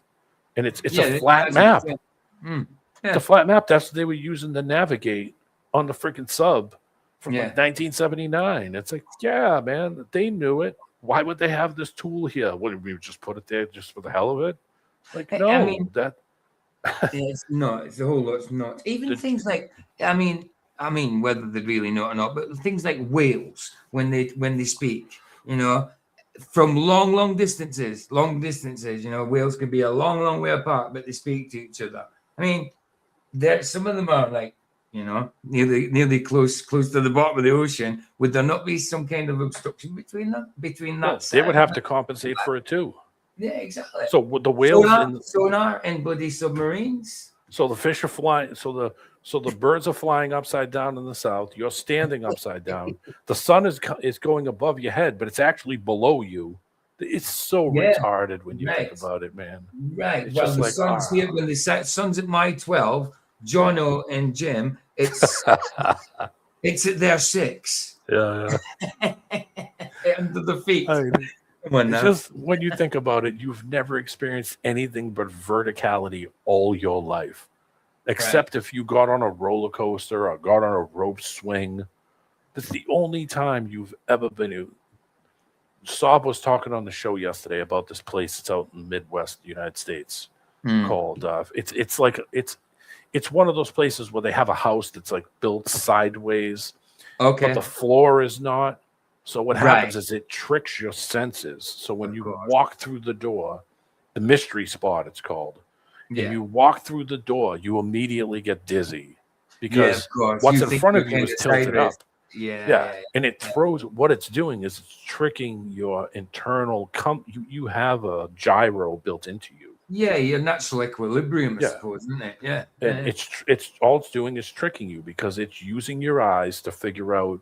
Your eyes are the key thing. I don't mean to go along with this, but your eyes are the key thing figure out. Yes, to figure out what is ahead of you. How do you have to adjust to climb up that ladder? How do you have to adjust to walk up that hill? How about if the hill is really steep and going down? What it's using is your eyes, and that's giving you a sense to say, okay, I should lean back a little bit. Lean back, yeah. Same thing. And when you go up a hill, you lean forward. Yeah. So I mean, it's tricking your natural senses, your natural balance, and your natural ability until you start to walk. You know, let's say you walk up to this building and you're walking. Now you're walking strange because what you're seeing with your eyes is telling your body to do other things that your body is like, whoa, wait a minute, the balance is off. So you have to physically adjust yourself, to kind of equalize your system a little bit until your system realizes, okay, no, we're actually flat, but the building is tilted up. And so you got to realize that there's a lot of trickery going on with all this stuff too. Of course there is. You've never experienced any of that, getting on any planes or driving a car, or getting on a ship or going as long distance, a long cruise or I mean, dude, I drank 24 vodkas on the airplane with my friend and got hammered. And I sat there and looked at that glass while we were talking the whole time while we were flying. And that thing never, ever went from more than a little dip or something here and there where the plane would adjust for a Right. little wind. And the only time you know you're not level on the plane is when you take off. You know what I mean? Yeah. You're slightly Tilted back. more than the 2 degrees. Yeah, and you Yeah. feel that, and you Yeah. feel that, and see it. You Yeah. see it. You see the people in front of you higher. You know, and then it obviously levels off with a 2-degree turn tail. So It would also be the same as, let's say, if the buildings were all built. Let's say I was standing here and there was a building say to 3 miles away. Well, Yeah. would that building be standing straight up with me, or would it be tilted? The top of it be tilted away from me? It would If be on a tilted globe, away it from would. me if Yeah, it was on a globe, it following would. a shape. 100%. Oh, but So- it's negligent. It's negligent then. You never see any of that. You don't see it. You could look at stuff 50 miles away and it's still standing perfectly horizontal, straight, Oh, that's vertical, a mirage. straight up and down. That's a mirage. So these are the most simple concepts and thinking things that you can see with your eyes, and that chick has never thought of these things ever. Otherwise, she'd be listening and saying, I'm going to write all this down and I'm going to prove all this shit wrong. And she'd realize real quick that what she knows ain't squat, ain't worth the Right. damn that she learned, however it cost her to learn it. Because Exactly.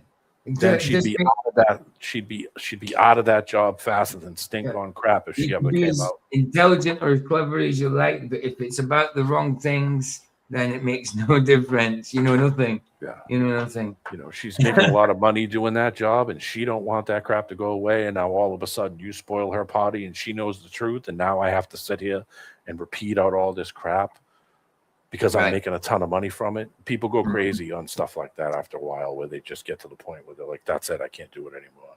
You know? Oh, right. Absolutely. Absolutely. Can't I lie to don't you. hear much about Jaren anymore. Does he still go live?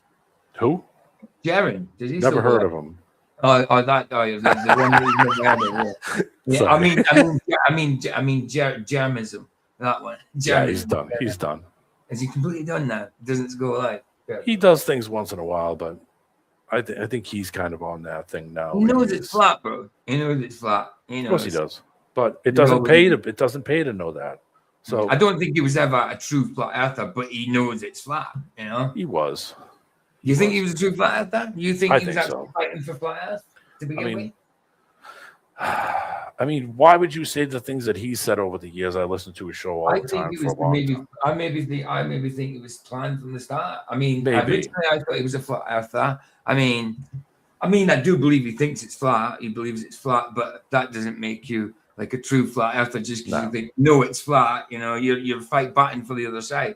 But I thought, to me, especially when I started sussing him out of it, I just kind of thought, especially what he said about Jesus and stuff. So I just thought from the start, people like him and Whitsitt, I kind of think Whitsitt was a flat earther. But I don't know. Jaren, I kind of think he was like it was all planned from the start for him to become a flat, like Jake the asshole, you know, become a flat earther, get a lot of people following him. So when he goes back to Globe, those people will follow him back. You know? I Well, don't- that didn't work for Jaren. Didn't work for him at all. Yeah, I think he got mixed up, PJ. They're not flat earthers. Those guys all are fag earthers. Yeah. You got the wrong letter. No, they're true earthers, by the way. Sack. Whitsitt once said to us, I'd say you're excommunicated from true earth.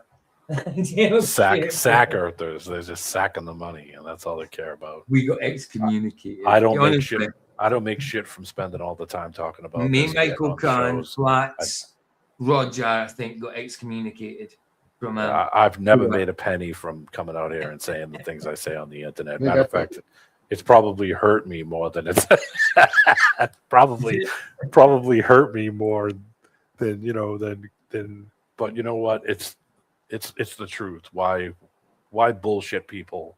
Right. Why bullshit? What, for a couple of bucks? I never had money, so I don't no, really me care neither. about it. I was never that really important. As long as I had food and some clothes, I'm not going to bullshit every single person I walk into for my benefit. I just don't look at that as a godly thing to do in my.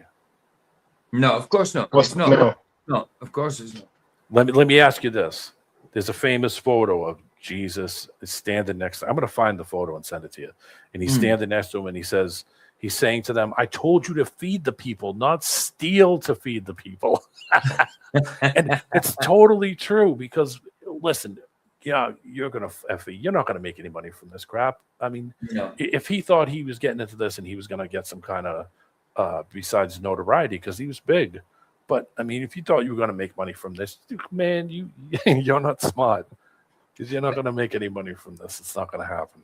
No, This is just the truth, and it's the way to be. And yeah, you're gonna get criticized for it. You're gonna get some shit for it. You're not gonna. It's not gonna. But it's the right thing to do. So I do it. I get you, Brian. I get you, but Brian says I spoke to Jaron in 2022 for Crypto Consult. He sucked at crypto, but he seemed very passionate when he discussed flat earth or whatever that's. To be honest, I get you, but it's anecdotal. It's not worth nothing because if he was doing what I was saying, he would have to put that pretense up with everyone he spoke to. He would have to because he knows what flat earth would be like. People would suss him, if he didn't stick to it. So yeah, I get you, bro. But yeah, it doesn't really mean anything. I'm not saying what you said doesn't mean anything, but it doesn't mean anything really. If he was doing what I was saying, that doesn't mean anything. You know what I'm saying? Bless man. Sorry, I interrupted you there, D-Man. It's okay. I put that picture up for you. That's a good picture. Look.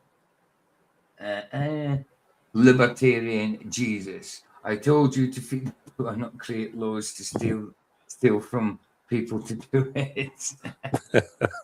I love that. That's a super old photo. It certainly is, man. That looks like something that comes out of the JW bloody from the mid 2000s. That's from like 2004. I'm still dragging that photo around. But it's it's sometimes all right, yeah, the guy's feeding the people, but he had to create laws to steal from you to do it. Was that exactly right? You fed the people. What? I fed the people. Well, you stole from people to feed the people. That isn't that's not what I wanted you to do.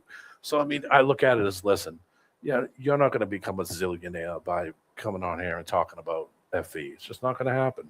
I think he had a grandiose idea that he was going to. You don't usually get rich by being truthful. No. I mean, some people get rich, like Alec Jones, not by being truthful. I don't know how rich he is, but I mean, they get paid at least for being truthful to a certain extent. Yeah. But when it's mixed in with bullshit, then it's not truthful, is it? It's the right thing to do. I don't want to lie to anybody. My life experiences, your life experiences. We have this ability to sit and talk about all of our observations of things we see, the mentality behind it, rationing, reasoning. We have this thing. That's worth more money in the world to sit here and shoot the shit with friends and have all these people in chat, and have something in common. That's way worth more money. What am I going to do with the money? How am I going to do with it? It's not going to change me. It's going to be the same person I was before I had, even if I had it. Or I didn't have it. If I came into money, I would never. I mean, yes, I'd keep myself comfortable and make sure I had a house and all that, whatever, food, whatever, my family, whatever. But I would give it away. I wouldn't keep it. What's the point in keeping it? I wouldn't just willy-nilly say, here you go, here you go, here you go. It'd be used for good purposes, but it wouldn't be used. PJ, my boss from work, that I worked at my job I had for 20 years. He was one of the most miserable rich people you would ever meet in your life. Just downright miserable. He had all these things. He had boats. He had a big ass boat in the back. His back. He had a $3 million house on the seaside. He had a Jaguar, the most expensive Jaguar car you could buy in like 2007, supercharged and supercar, sitting there with just covered in dust. He had all this crap and didn't enjoy any of it because he's miserable. Why would I make money? Why was no point in me making money with the money, Chris? Then I mean, all I can do is pass it on. Eventually, it's going to die out. So I would just give it away. I'd give it away. I can't take it with me. I wouldn't give it completely just away. I'd maybe have a few investments or whatever, but I wouldn't try and get rich off of it. No, definitely not. A huge house comes with huge taxes every year. I made a lot of money when I was young. And I didn't say a huge house. I just said I'd make myself comfortable in the house. I didn't say a huge house.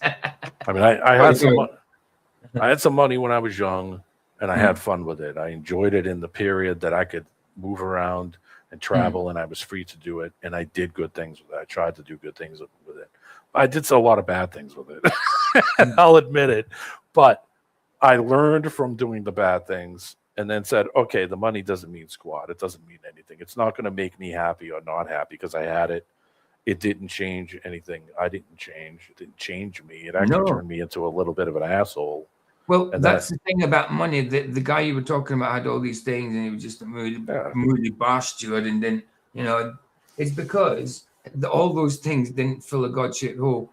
That's it. No. All those things did not fill a God-shaped hole. Money does not make you happy. It makes you greedy, hedonistic, jealous. You want more of it. You can't take it with you. I knew someone, right, and worked for my time at Facebook. He wasn't rich, but his thing was making money, selling things on to make more on it, and just making money. But he didn't spend any of that money at all. He just made money to make more money. But what's the point in doing that if you're not spending it at all?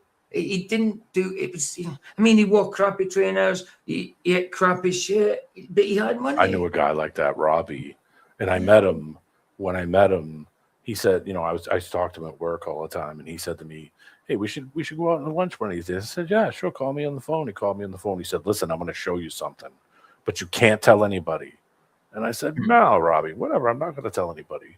So we're in his crappy-ass, broke-down pickup truck. He's got holey jeans on.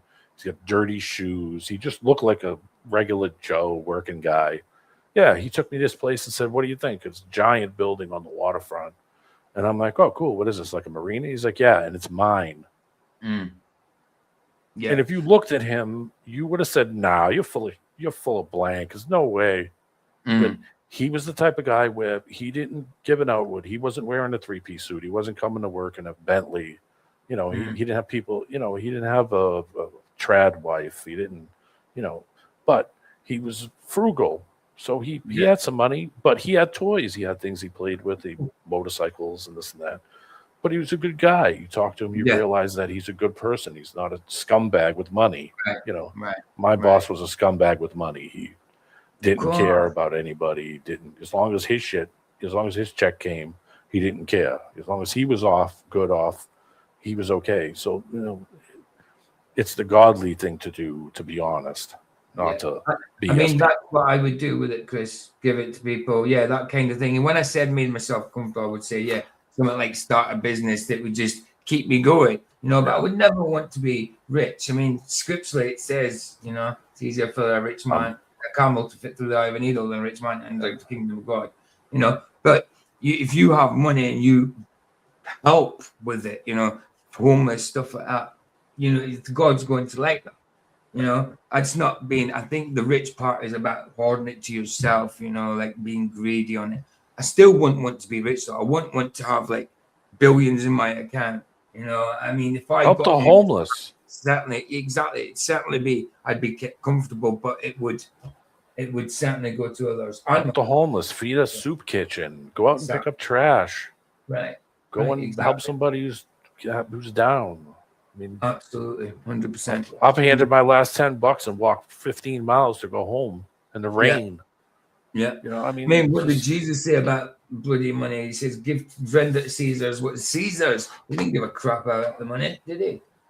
He didn't give crap about money. Yeah, I thought I was bad off until I was standing there and this guy's sitting on the sidewalk crying in a rainstorm, soaked, with everything he's got soaked. He's got to sleep out there on the sidewalk.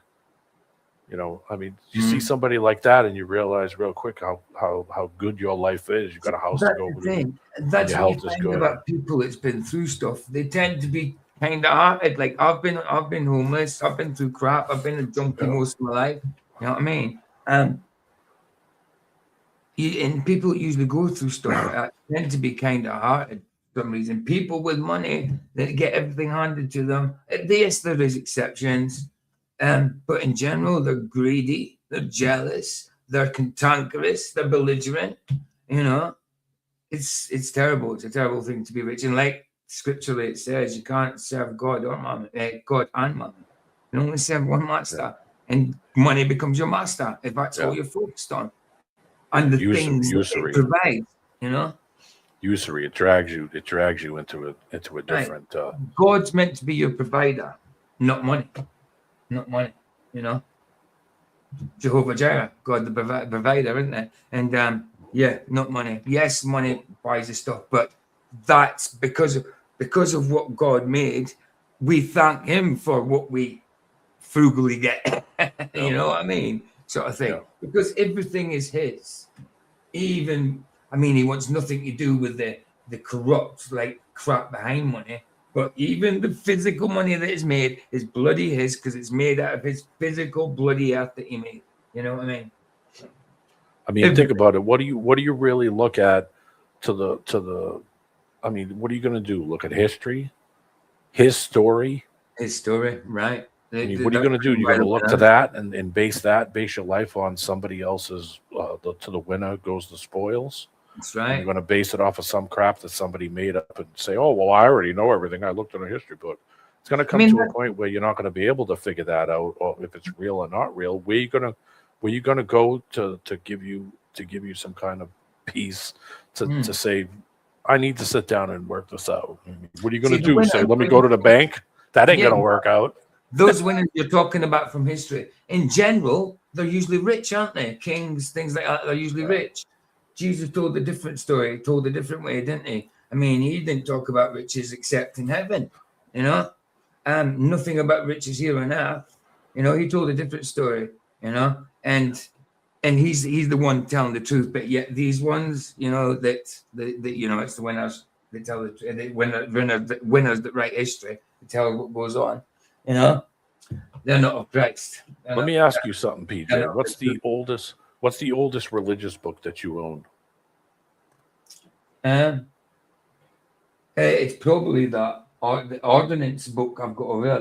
That because that is a religious book. I wouldn't call the Bible a religious book, but the ordinances book is a religious book because it's about prayers, ceremonies, when you do this, when you do that. Yeah. I don't know when it is. Harry got me. Let me actually try. It's such small writing, but I would say it's about early 1900s or 1800s or something. I don't know. Hold on.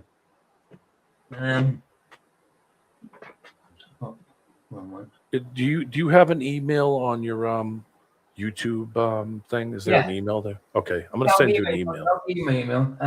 It's just PG. I'll type it in there. Right. So this one was for register attendance and good conduct during 1938, but that was in 1938. It was given to someone. I don't know when it was written. So 1930, that's actually 2 years after my dad was born. He was born in 36, a year before the war started.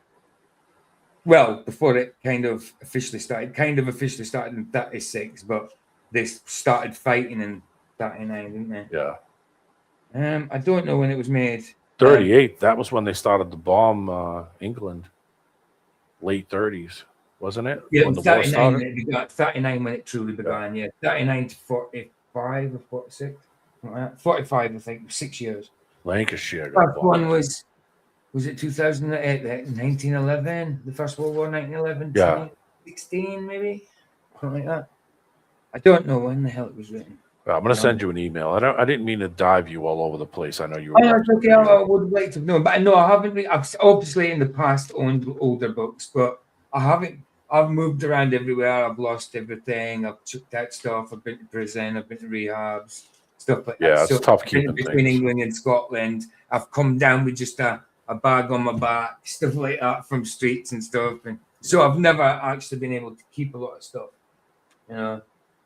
This is the most I've had in a long time. What I've got here in this crappy little flat, which is getting knocked down soon. Oh Jesus! What are you going to do? No. I've been assigned to another house. and I'll be moving near my sister, so it's pretty good. Good. Yeah. I'll get to view it soon. The person that's moving out of it doesn't move out till the 30th, and it'll be a bigger place. So I'll actually have a bedroom because this hasn't got a bedroom. This is one room. Then through there, I've got a kitchen and a bathroom, which are very small. So flat. So it's a flat. It's a flat, and it's a bed sit. You know, hasn't got a separate bedroom. That's why I changed my desk around, because it used to be this way. So my bed was always behind me, wasn't it? It was always seen. And then when I was with Vicky, she was always there, and she didn't like being seen on camera. Yeah. I turned it this way. I mean, I didn't turn it this way because I had. That was just something I happened. Turned it this way because, oh yeah, why do I always have the bed in the background? It's not very nice. Yeah. Yeah, I mean, you see where I'm bloody asleep all the time, and you know. But it's I just turned it this way. Yeah, it felt bad.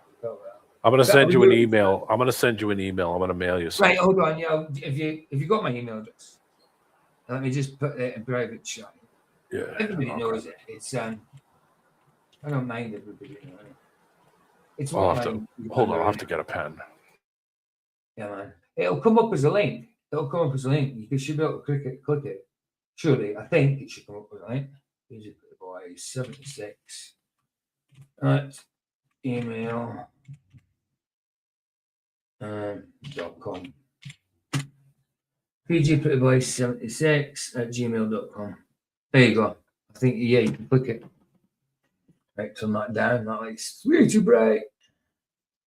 You know, but actually, if you actually have the light on like that, then it counteracts the bloody shadows I get from the colored light. But I don't like it bright. Pay them huge. Yeah, I mean, if you had money, I suppose you would be generous to them. But I wouldn't say pay them huge, because then you might inflate their egos over what they're actually doing, you know. But pay them well, definitely. I mean, you don't just pay someone huge if they're not doing a great job, you know what I mean? Because, you know, it's not deserved. But yeah, definitely be generous. Right, we'll continue with this for a bit. Still completely breaks our current understanding of physics. I think that if anything, okay, so breaking a current understanding, I think that sometimes it is the paradoxes that. Well, what you guys believe in does break the bloody the normal what's known about physics. How did they put it there? Breaking a current understanding, I think. Breaking the understanding of physics. I mean, what you actually believe in does actually break the understanding of physics. You know, with the stupid bloody black holes, antimatter, you know what I mean, space. I mean, vacuums. There's no such thing as a naturally occurring vacuum. I mean, yes, it can be made, but there's no such thing as a pure vacuum and a naturally occurring one. It has to be man-made.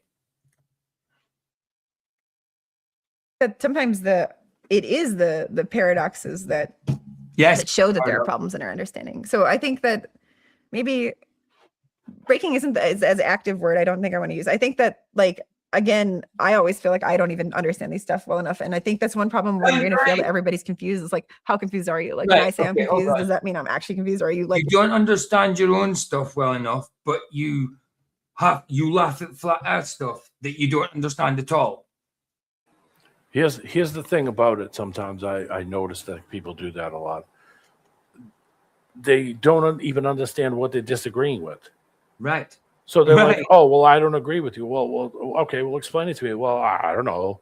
Like, what do you mean you don't know? I mean, so you disagree with something you don't understand, that you've never looked into, and so you're just agreeing with it because you want to agree with it, not because, that's just because, exactly. Just because. It's like, I have a friend that's like that. He says I'm an idiot. You're an idiot. You don't know what you're talking about. Well, tell me. Tell me what I think. Oh, well, I don't know. Well, you mean you don't know? I said, you've been sitting there talking to me the whole time. You don't know? So you don't even know what you disagree with. So you know nothing about where I'm coming from, my experiences, my observations, my research. You don't have a clue. But you're disagreeing with me. But you don't know what you're disagreeing with. That's pure indoctrination. You're not on his bandwagon, D-Man. Oh, obviously. He just knows because he was taught it. You know, I was taught this. Yeah, you got to get on that cuz bandwagon, the cuz wagon. That's the one. Yeah, absolutely, just cuz. Get on the bus, cuz. It's wild that, I don't really all know this stuff. So why are you talking about it? You should Do know they all not this think stuff. yes, but do they not think it black holes, antimatter? You know what I mean? All these things about wild. They talk about bloody time dilations, fabric of space time. You know, what the heck is that? What's a fabric of space time? How can there be a fabric of time and space? There's plenty of space here, and I experience time as a duration. Time is just units of day. We separate them into units. You know, It sounds good though. It sounds really cool. See, that's the thing. It sounds so cool, it's right? so cool. Don't take. I'm serious. I mean, that's like half of the fan club. You know, is like the whole sci-fi side of it. You know, it's outer space is cool, and it's cool that we know all of these facts about outer space, and it's black holes are so cool because we know this about them. It's the fantasy part that they get latched onto. They fantasize about. Yeah, exactly. That's what it is. Because, you know, some people look at boobs and some people look at globes in space. And that's what I get. Because it's kind of like, wait a minute. You don't understand what the other person's saying. You don't look into any of it. None of it makes any sense to you. But yet you think that this is real. And you've never experienced anything that even would come even remotely close to what you think you believe, but yet you believe it. And that's what they believe, half the people don't even know what they believe. They just know what it's said. Oh yeah, space, heliocentrism. What is heliocentrism? Oh, I don't know what that is. But you know, I mean, I know we're meant to be going around the sun and spinning and stuff, and things like that. And the moon is kind of moving around us, and we have eclipses and all that kind of stuff. Fantasy land. Yeah, of course the Earth's not flat. That's why whenever they start pointing out to the space and pointing out to this and black holes and what do you call it, I say, listen, that has nothing to do with the land that's underneath your feet, the ground that's underneath the feet. All of this has nothing to do with it. It completely derails them immediately because they realize, oh shit, he's not going to listen to my mumbo jumbo about freaking fantasy land because that's all they got. And it's because it's not based on reality. Have they ever seen, experienced, you know what I mean, recorded a black hole? No, it's a theory. It's not even a theory because it can't. You're looking at lights in the sky. You're looking at lights in the sky and saying because this shifted that way, there must have been a black hole or antimatter because we can't see what shifted it. I can buy one of those little lamps that you put on the floor and it projects the freaking stars on your ceiling. Right. I mean, it's the same thing when you're looking at the stars. It has no depth perception whatsoever, zero, none. So you know, it's just some shit on the ceiling. That's all it is. That's right. But that doesn't have anything to do with proving that your angle is changing as you walk from the north to the south. Nothing. Neither was you. Did you guys ever consider? And I quote. I quote here. Absolutely. His translator is a genius. He said that the what do you call it? Imaginary, the black holes and gravity. Hey David, good to see you. Yeah, it's D-Man, bro. It's D-Man. Good to see you, bro. Oh, it's nuts. I think really the whole time in that interview, he was really trying to say, kill me, please. Get me away from these people. Wow. Yeah, if he could move his limbs, he would have shaved his head like Britney Spears. That poor bastard. Every time I see that video, I think, oh, that poor man just stuck there making goggle noises like he's choking on soup. In reality, he's like, please get me out of here, please. Oh, what's she going to say now? Oh, look, I thought she had a hand on her heart. It's wrong side. Less confused, like, who's relative more confused. So there's these paradoxes that come from like basically trying to say, okay, I think I know, like it shouldn't be that ridiculous if it's a big black hole, like the horizon isn't that special. I only kind of know it like. What's this got to do with what you say is what is it? Physics responds to the biggest conspiracy in the world, which is allegedly flat Earth, but you're talking about horizons of the black hole.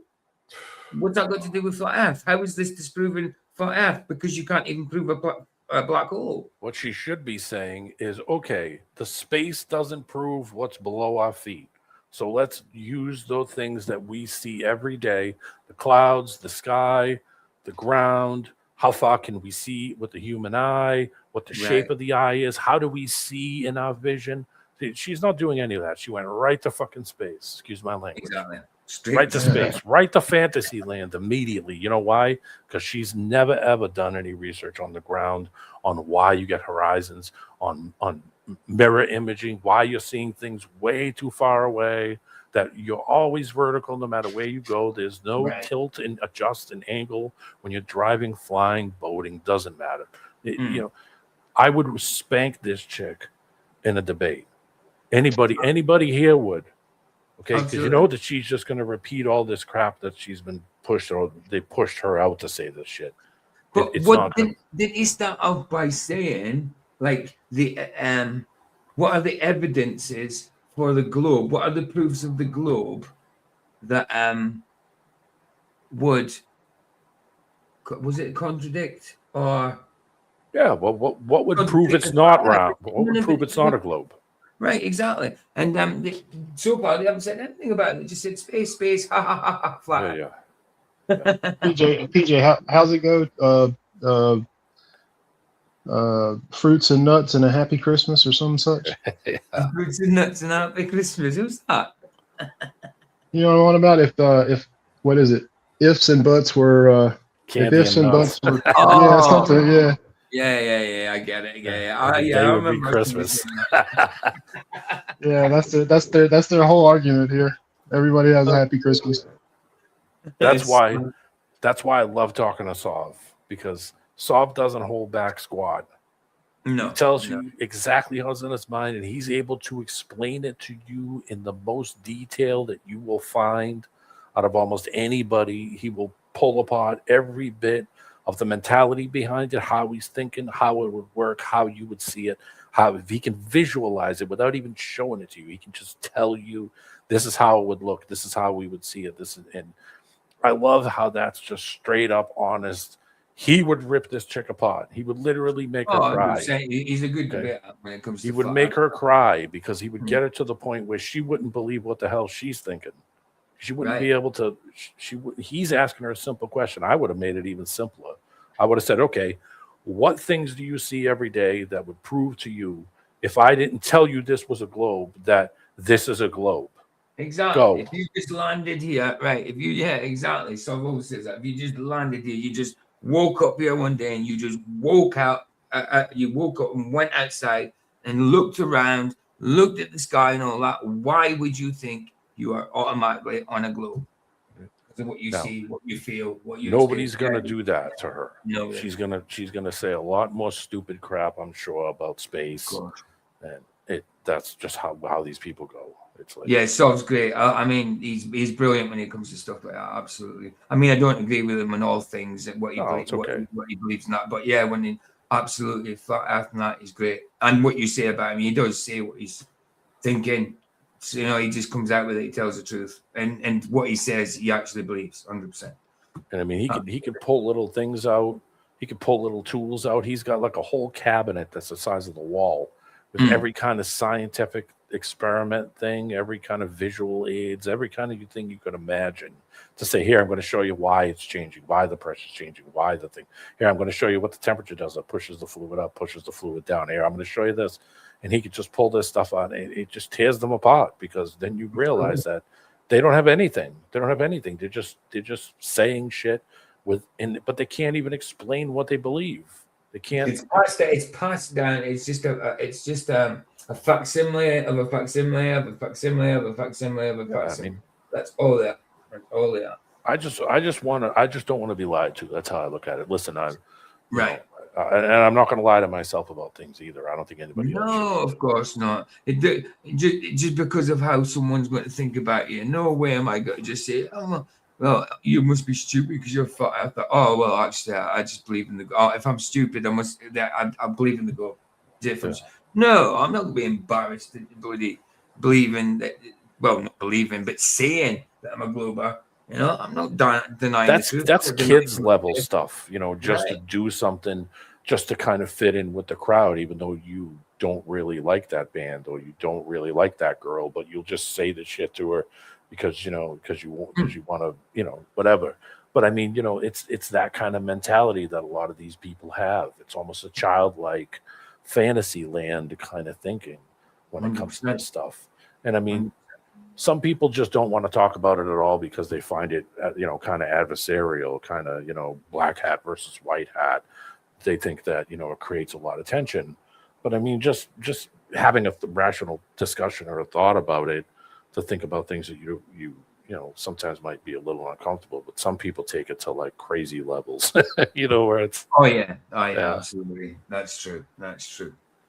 Right, what's she explaining? It looks like she's about to go level. I don't think so. I'm going to predict it. Hold on. Let me put my hat on so that way I can predict. I think she's going to talk about a lot more space. Yeah, black hole horizons. Be ready. This is going to be some genius like level shit. Or like away from, like, I don't know at the moment that I passed the horizon. So then why can't I put some quantum fields on it? And then like I have pair production. One of them will go out. Fields. So small fields. What is that, like a grass field? It's not an acre, but maybe I don't know, a meter square. What in the hell is she waffling on about? I have no clue. Quantum fields. This could be such a simple conversation, but she's just choosing to make this retardedly complicated. I think she's pointing 90 degrees, guys. You should have her on the show. Send her an email. Tell her, come on. We'll pull everybody out of the woodwork. We have a 14-person panel.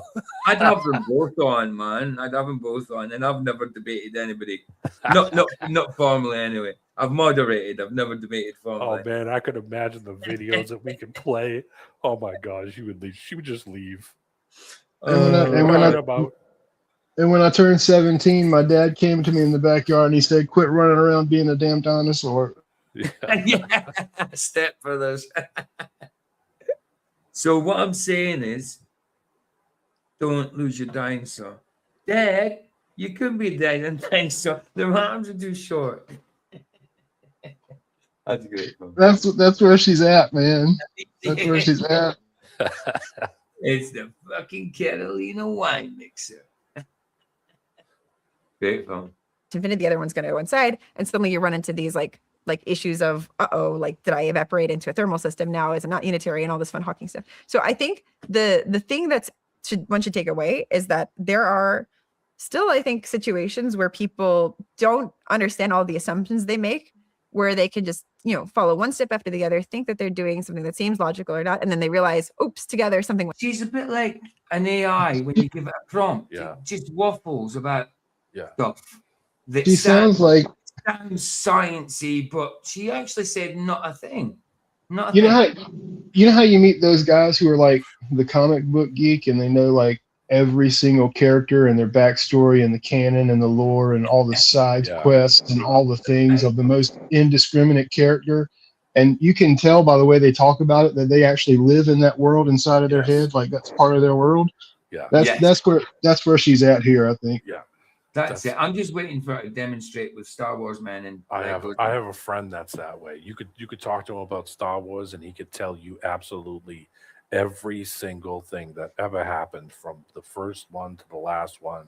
Every comic strip, every every side cartoon. They tell you every single thing about it. But if I asked him about, hey, do you think when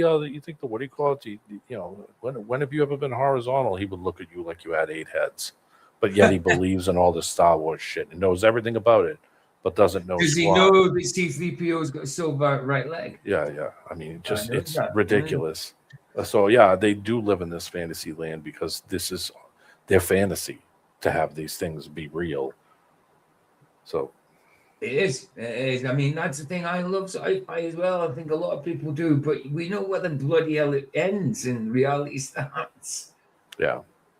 There's nothing wrong with watching sci-fi as long as you don't. But I mean, psychosis over it. You're not walking around in a Star Trek uniform. No. Here's the thing though. If you don't put a physical barrier there and you don't cap off this existence that we have, then sci-fi is just a hopeful futuristic reality. Oh yeah, of Right. course. So you can really get into that. You can wrap Dystopian. get your teeth around that one.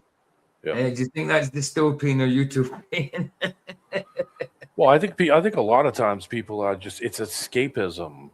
It is You know, escapism.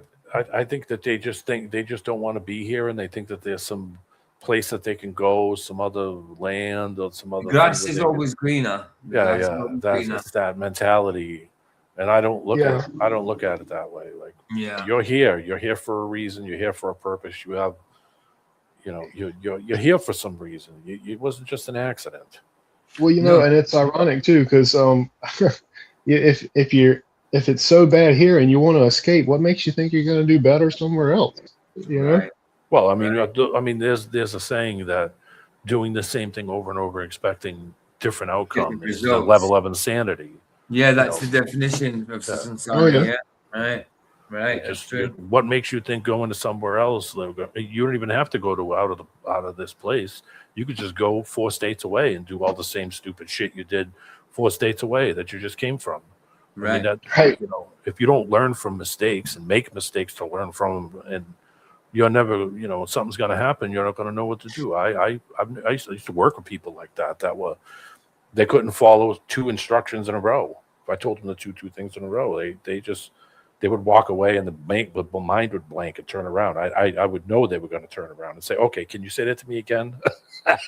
It's like, I just said it to you 15 seconds ago, and I said it very slowly.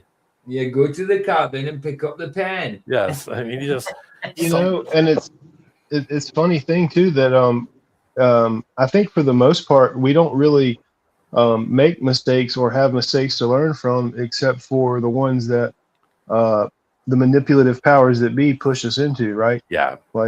Otherwise, I think we'd just be cool, Right. Well, I mean, you could totally have kids and not put them through school and not have them do anything, and have them go out and work in the fields and the farms like the Amish did.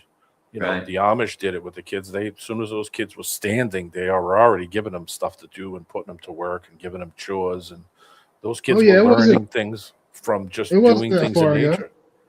Yeah, three generations back. That's how my grandma grew up. None of them made it past 4th grade because all the parents died. So all the kids quit school and went home and had to work, raise a farm to be able to eat. Yeah.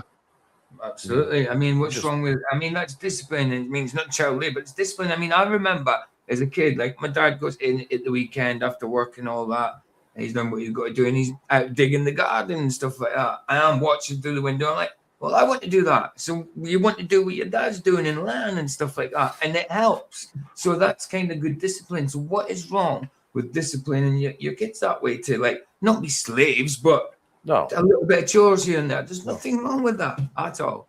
And now people are just so friggin' entitled. No, I'm not doing that. I'm going to play the computer. I'm going to go on my tablet.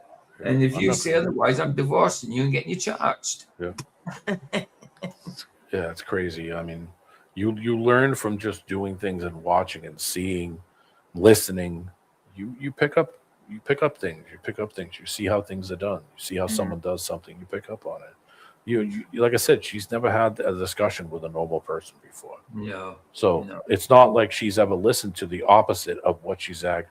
It's not like he knows enough to tell her. He can just give her some quick points and say, oh, well, they say that it's all balloons. Well, no, it's not saying it's balloons. How are you lifting that thing up and getting it up through that atmosphere? Somebody isn't there to break this down. So when she gives an answer, to stop her and say, well, how does it propel itself up? There's no atmosphere. How does that things become heavier as they go out into that vacuum? Take what do you call it? A plastic bottle, put it on a scale in a vacuum. It gets heavier as you remove the vacuum. So what are you changing? See, no one's breaking this down for medium. Her. Yeah. So no one's breaking this down for her and breaking up what she's saying to show that, okay, this is stupid. They should have had him there as the host and had someone there to ask her these questions and then have a conversation in between as you have the question and then move to the next question and then break that down. How does this work? How did that work? Well, that wouldn't work if that was like that. And you would literally see her cry or get up and leave. Right. Well, yeah, and that's the thing too, though, is the way that it works by and large is you don't get it all in one shot, right? Like we're in kindergarten, we see the globe in the solar system. In the third grade, we learn the states of matter, solid, liquid, gas, and how they behave. Right? Those two things are contradictory, but you're going to learn those states of matter, and then you're just going to go boop, and in fourth grade you're going to scoot right back into the solar system and black holes and all this other bollocks and evolution and who the hell knows what. So they give it to you in bits and pieces, because if you compile it all together and look at it, you're like, what You would be like, no way. Yeah, exactly. It's all ridiculous. I just noticed as well, right? They're meant to be talking about flat Earth. Any video that talks about flat Earth usually has the blue warning thing, from Wikipedia. And there's not one on here. But that one doesn't. Yeah, that's because this is a hit piece. And that's probably why they haven't put flat Earth in the title, to try and avoid that. Exactly. But they haven't kind of said flat Earth, have they? They've just, see what I mean? Sneaky bastards. I mean, guaranteed, mine has got as soon as I've got flat Earth in the title, mine has got the blue thing. It's because the algorithm has already reviewed this one, and they know that it's not a threat. Yeah. They know that she's not going to say anything that's going to jump outside of her bounds. They're like, she's fine. She's just going to shit on everything they say anyway. Hey, Matthew, good to see you, bro. Yeah, Listen, you're PJ, very late, man. We've been 2.25 hours in. Yeah, PJ, I got to run. Sob's on, so I'm going to hop over there. But I'm going to email you. I got something I'm going to mail to you. Right. Next one, that'll be cool. Hey, good talking to you, man. Good to see you, PJ. Good to see everybody in the chat. Good chat. It's been a good chat, man. Been a good chat. Good to see you. Good to see you, Wazzy. Blessed for that. Cheers, D-man. So we might as well get the rest of it finished then. Wow. We haven't got 5 minutes in. It's only a 12-minute video, which won't take long to go through it. But it's been so bad that it's had to be stopped and spoken about every bloody couple of seconds. Not one proof for a globe yet. Not one proof for a globe, and not one reason why it isn't flat. What's wrong? And so it's not breaking physics, it's showing that there is something broken in our assumptions. Like, it's not like the physics always has to be right. I think we believe that. It's just we don't quite know, again, like the regimes in which our assumptions are valid, or which one is the wrong one. So yes, there's a lot of active things. Like some people, I think I saw colleagues who believe as soon as you cross a horizon, there's like some like firewall or fuzzballs. Like there's like different models for what happens behind it. But we're all basically just playing with some frameworks, like mathematical frameworks that give us intuition for mathematical frameworks. We're talking about really reality, not mathematical frameworks and concepts. What are you talking about? Just waffling again. I was gonna say right as soon as you hit play, it was just you could hear the nervous, I don't really know response. Right. That's all let me reach for an answer. Why do you think she's expressing? I dare say she talks with her hands a lot anyway, but she's doing all this and just saying things, sounding kind of scientific, but meaning nothing. I mean, fuzzballs, yeah. What the hell is fuzzballs? What fuzzballs? Are you talking about plasma? Are you talking about hairy testicles? Are you talking about fluffy, what you call them? Furry animal, fluffy bloody teddy bear things? What the heck? Fuzzballs? what we might guess, and then we're not precise enough with what we're assuming. And you don't even know about your own shit, but you won't learn about the flat earth shit that you're talking about. So you don't even know enough about your own. You hardly know anything about your own, but you deny flat earth, even though you know nothing about it.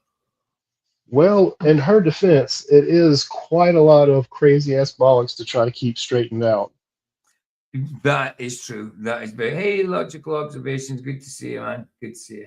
That is very true, Buzzer. Repeat something and then, oh, this don't fit together. Like that's the vibe. But I think I wouldn't try to scare a random person with it. I would just point out that somehow the bread and butter of like a physical theory where you don't make a measurement is seeing that like the bread and butter of a physical theory where you don't make a measurement, right? These assumptions don't tie together. So something has to be wrong, then propagating it back and trying to fix it. What assumptions and what popping back together? What assumptions popping back together? What is she talking about? Honestly, I'm lost now. I'm lost. I think she just really is just waffling. She just said assumptions and measurement in the same sentence. She did. Those are two different things. That's my point. What is a black hole? Here we go. So I mean, I think some sense, like there's literally just a sense in which Someone said, I think like there's literally a sense of. What? Someone said like there's literally a sense of. Okay, PJ, what? did you pass the butter, mate? Yes. I have so much matter in some region that now even light can't escape. And the way that I see it is like from a Penrose diagram, there straight up is just some region that I cannot access from infinity. So it's very much like a feature of you can't access from infinity that doesn't exist. I mean, she's imagining a picture in her head, and whatever's in her head is not translating into words. It's not translating audibly. That's because it can't. To infinity and beyond. Oh my goodness. the geometry. But then there's other fun things about like the fact that if you put enough energy in some region that you're going to end up creating a black hole. And that often is tied into this question of like quantum gravity has to be weird and different, you know? And so like, it's just, and it's neat though, because you see how much people like It's when they but it's neat though. That just means you're about to explain something, but then saying it's neat though, it's going on to something else. It's a variation of it. see, even though it's not actually the horizon, when they see like these images of a one thought black hole and like the accretion disk around it or whatever, like generating the light. I can like be quite scatty, man. I could be quite scatty, but this is really, really, really like all over the place.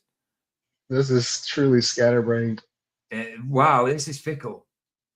Engineering is cool. The fact that they can like reproduce that image or stare at a black hole. But like it literally is like a black hole in the picture, which is kind of funny, right? Like, you know, like the way the light is.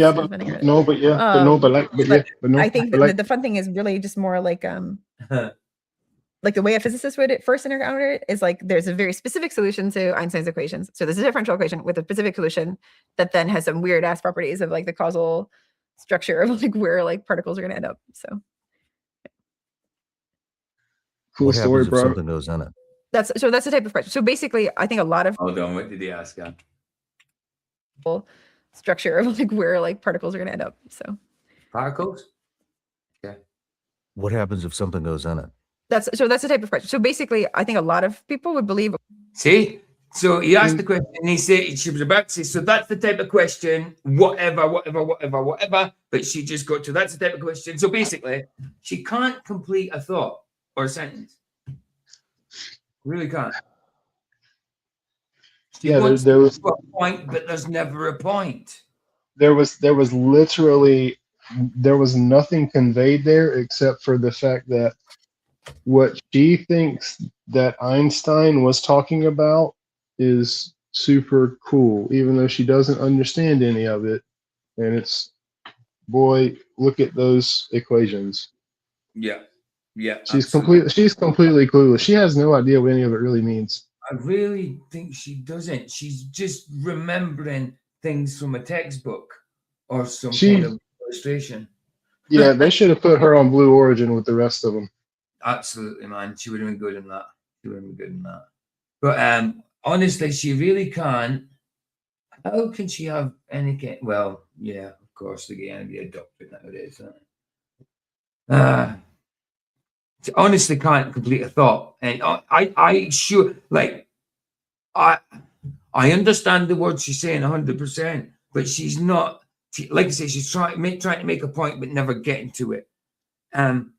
Surely Shawn Ryan can't be understanding what she's saying. He's going on like he is, but surely he can't be. I mean, he just listened to her for about 2-3 minutes, just waffle. There's the point, but no point. Then he says, "Oh, what's a black hole?" He didn't comment on it or nothing like that. He just says, "What's a black hole?" That's a question that. Here's a. Come on, this is so crap. Okay, when you first go through, you don't really. Go on. I think Sorry. she's about as intelligent as Elon Musk. To be honest with you. Know that you went through because like it's the black holes can be different sizes, right? And so like if it were large enough, the curvature scale when you're crossing the horizon isn't so Oh, extreme. elastic. But eventually, like if you just did like little probes on this like, background, I think people talk about like spaghettification or like you're gonna be stretched out eventually when you get closer. But this is all proven. This is all disproven. This flat Earth that they know so much about, isn't it? This is supposed to be a family friendly affair. This lady needs to watch her mouth. I mean, they're talking about the biggest conspiracy in the world. What they're talking about is flat Earth. But really, they're actually, well, what she's kind of talking about roundabout way is the actual conspiracy. I don't know if she where knows the what she's talking about, BJ. See, I don't know. I think she just remembering words that were stringed together. Like she's maybe got a good memory of them. I don't know. Yeah, I think so. Is larger and blowing up at the singularity. But I think that's a funny thing is people like you understand this classical geometry and then you start having problems putting quantum fields on it and answering some fun like paradoxical type of questions that then people aren't sure, like they think that the singularity is something so highly curved that the approximation of just treating it classically is bad now, so then they don't know what happens, that type of thing. But it's not. So they don't know, and you don't know. You just What I really don't. Has she said anything yet after she said all that? What? You know what they say about word salad, and it's kind of a cliche nowadays, the word salad thing. But this is the classic definition of word salad. It is. Really. She hasn't said a bloody thing. Hasn't disproved flat Earth. Hasn't proved globe. I mean, they haven't even really touched globe. They're in black holes in space. If I hadn't read the title, I wouldn't even know what the hell she's on about. She could be on about He-Man and the Masters of the Universe, for all I know. That's a possibility, and maybe that makes more sense now. Now I get what she's talking about. Oh, it's so mad.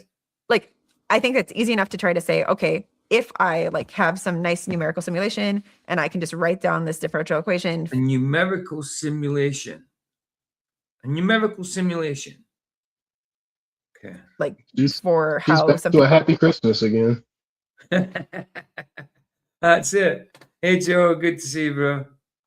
Hey Joe. Hey, yeah, what's up? Canal, good to see you, bro. 3 songs in that. Nice one, bro. That'll do. Bless you, man. I don't want to be up all night. Feels good. Bless, dude. Have I got that? Have I got 2 there? Have you been in for a while, Canal? Have you just come in? Because I thought I'd seen you earlier. Usually you put the links in a lot earlier.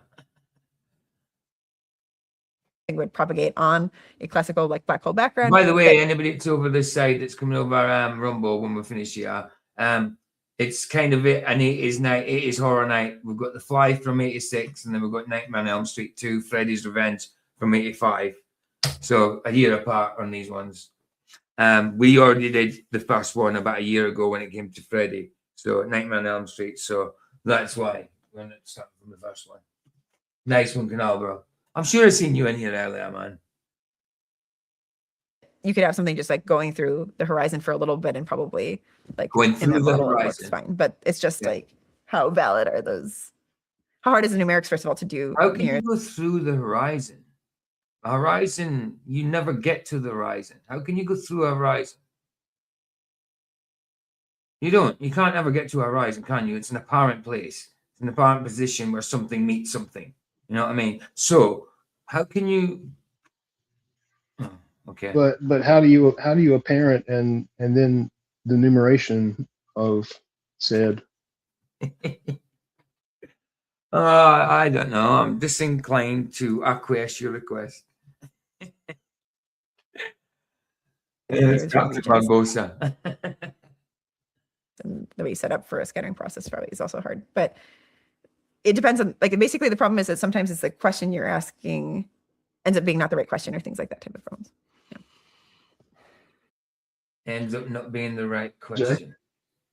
How long have we got? We've got, it's a 12-minute video, bro. We've been on 2.5 hours, and we've got we're 8:20 in, and we've got like I literally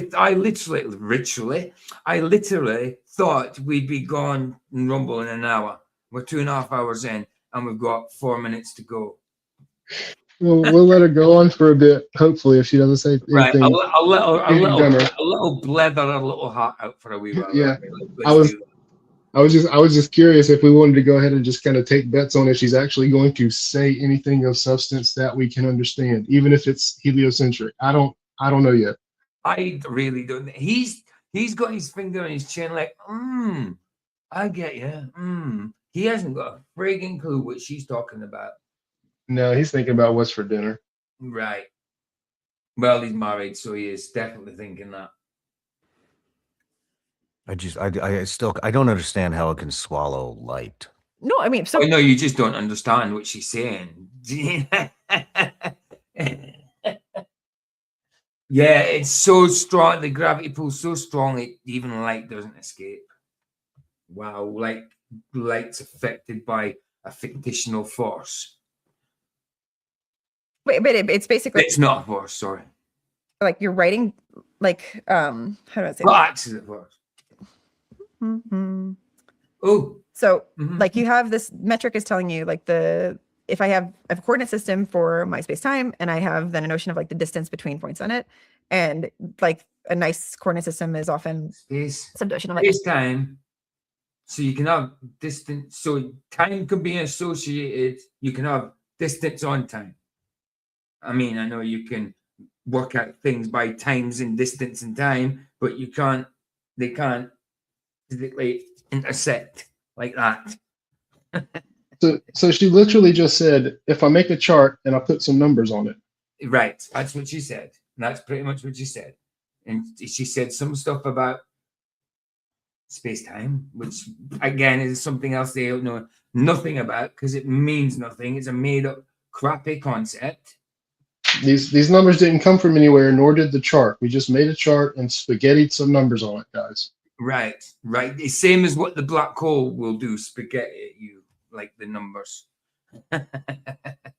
spherical coordinate system where, okay, like very far away, I have this like, spherical coordinate directions in the night sky, and it's like a time direction in this case. And then in the coordinate system, there's a solution to this differential equation that Einstein gives you where you don't have any matter sourcing outside. And it ends up being a black hole solution where there ends up being a horizon.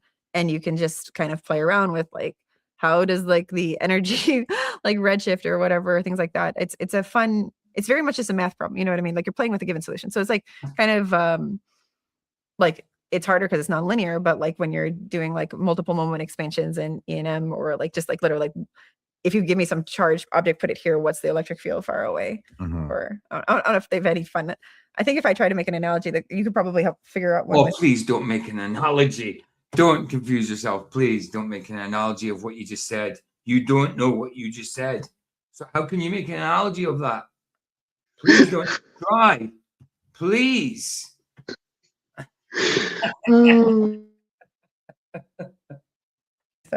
Some telecom, like reverse engineering from all these different radio signals. What's happening? Reverse engineered from all these radio signals. I mean, I don't know where these radio signals have just come from, but okay. I don't know, but yeah. What do they look like from? I mean, how do I say this? Yeah. How do you say? I don't know, bro. I have no idea how you say this because what are you trying to ask her from that selection of words that she just spewed? What do you get from that to be able to ask her a question based on that? If we were to do like a 360 model of a black hole. I mean, I think the best thing is like I forget which, I'm gonna get the name of the movie wrong, but like Kip Thorne was a scientific advisor to this whatever. Oh man, I wish I had a better recall of like names of cool movies. Interstellar, maybe. I hope I'm not wrong on that. Where they. I actually think she's a bit, and she takes the old year, or she's on speed, or Ritalin, or something. I have no idea, but she's either that, or she's hopped up on some kind of strong, super duper coffee. She's so scattergun. What the heck is she talking about? I think she's just a huge space nerd. Well, that's certainly true. I think she's just geeking out over talking about this at an interview or something, like it really means something and it's important. But all of it, but this is debunking flat Earth, though. Remember, I mean, this is talking about the conspiracy of the biggest conspiracy ever, flat Earth, allegedly. I mean, this is all. I mean, is it? I don't know if anybody really knows what it is. I mean, you started off with like, yeah, they believe in satellites or balloons. I mean, so they were talking about flat earthers, and then all of a sudden it's this. I mean, what? Okay, finish off, please. Finish your run. It actually ran a simulation for what it looks like. I think that you have pretty good like images from either like that movie or I've seen the images. You've seen the light coming out of it, right? So that's why it's they look like. So if my fist here is or my hand is the black hole, what does it look like from this angle? Yeah, but you is see it flat or does it look the same? Oh no, it should be round. It should basically. I mean, there's it's actually a hole that's you can access from any direction. And so, ironically, I definitely have like colleagues who play with these type of like ray simulations more than me. So the way when I see black hole, I see like a metric, I see an equation written down, and I like, this blows up here. That's not. But the. So when she sees a black hole, she sees an equation written down. Well, you don't see no black holes then, do you? You see numbers. Hey, PJ, but look, if you draw me a black hole, and then on some paper, and then you spin it around, what does it look like from the other side? Can you draw it from the other side? Do we know what it looks like there from the other side? Like, what? Yeah, I mean, what he's implying is it's some kind of hole that, like if we had a hole in the ground here, like you can just like you can only go through it that way, and if you're underneath it, if you're inside that hole, you can come up. He's talking the other about side of a hole like that should be spherical, a spherical hole, so it's like an inverted sphere. Is that what a black hole is? Like you can access from any direction. You know what I mean? It's so weird. It's so weird. And ridiculous. And it's all just bad math and cartoons anyway. Yeah. I mean even if you want to say that it's real, in reality, it's just some bad assumed math that you used to draw a cartoon. That's the reality. 100% that it was a real thing. That's all it is at the end of the day. Right. And like she said, she just sees this mathematical equation and all that. But what has she just described? A load of word salad. She hasn't described any numbers. She hasn't described anything that's actually of physical reality. You know, this is just some kind of mad musings in someone's or Aunt Har's head. You know, it's like I said, they've all got a different kind of style, I suppose, but they're all just a facsimile of a facsimile of a facsimile of a facsimile. But this one is just scatting all over the place and hasn't said a single word, hasn't completed a single sentence or thought, and hasn't got to any point whatsoever. And yes, they haven't said anything about debunking flat Earth proofs or anything like that. See, Physicist responds to the biggest conspiracy in the world, and they were talking about flat Earth. So how is this responding to flat Earth? How is any of this responding to flat Earth? Point is that when you're seeing those simulations, I think a lot of it is you're seeing like, imagine you had some stars behind it, and then how that light from the star is coming to you. And so like maybe it looks funny because literally like you're not necessarily seeing the fact that you're also seeing nothing came from it kind of, but you're also seeing some like funny lensing of like the stars behind like their light kind of going on geodesics around and coming to you. So some of the artifacts are that, which I guess is what it looks like. But the thing, I think you literally know what it looks like. And I don't think it would be that hard to like do some sort of simulation of like you're following a geodesic down and then there's a bunch of. I'm gonna have to play that song tonight, no Ninja. Canal, I'm gonna have to play that song now. You've started it. You never said it was good. Hey, listen, it's gave me a bloody near enough 3-hour stream, a 12-minute video. I don't think I've ever done that before. I mean, I've made videos last quite long, but I mean, I've seen me getting through a 50-minute video in 2 hours. You know, I mean, this is 12 minutes. She sounds like a 12-year-old Valley girl. Maybe we should put her on 2.5 She playback and let her be a chip. She looks like a ballerina. Yeah, I want to look at it from Particles the with you with bottom, some from light. the You know, it's top, just like from the question of like, how side, do you want to set up? It's like, from the back. yeah. So roughly has the normal like non-rotating black hole would have like spherical symmetry. A lot of black holes are actually kind of rapidly spinning, so there is some like asymmetry. You can see like it'll depend on like where you are. How do you spin a hole? How do you spin a Yeah, hole? girl. Yeah, girl. Let me get that. Let me see that black hole from the back, girl. Oh my goodness. How the heck do you spin a hole? Anyway. Are compared to this axis of rotation, but Axis. it's not like a front and back thing. It's more like an axis of rotation difference. So what is the shape? I beg to It's not a differ. front and back thing. It's actually an axis of rotation difference. What? Shut up. It looks like those like Is it a roughly ball? looks.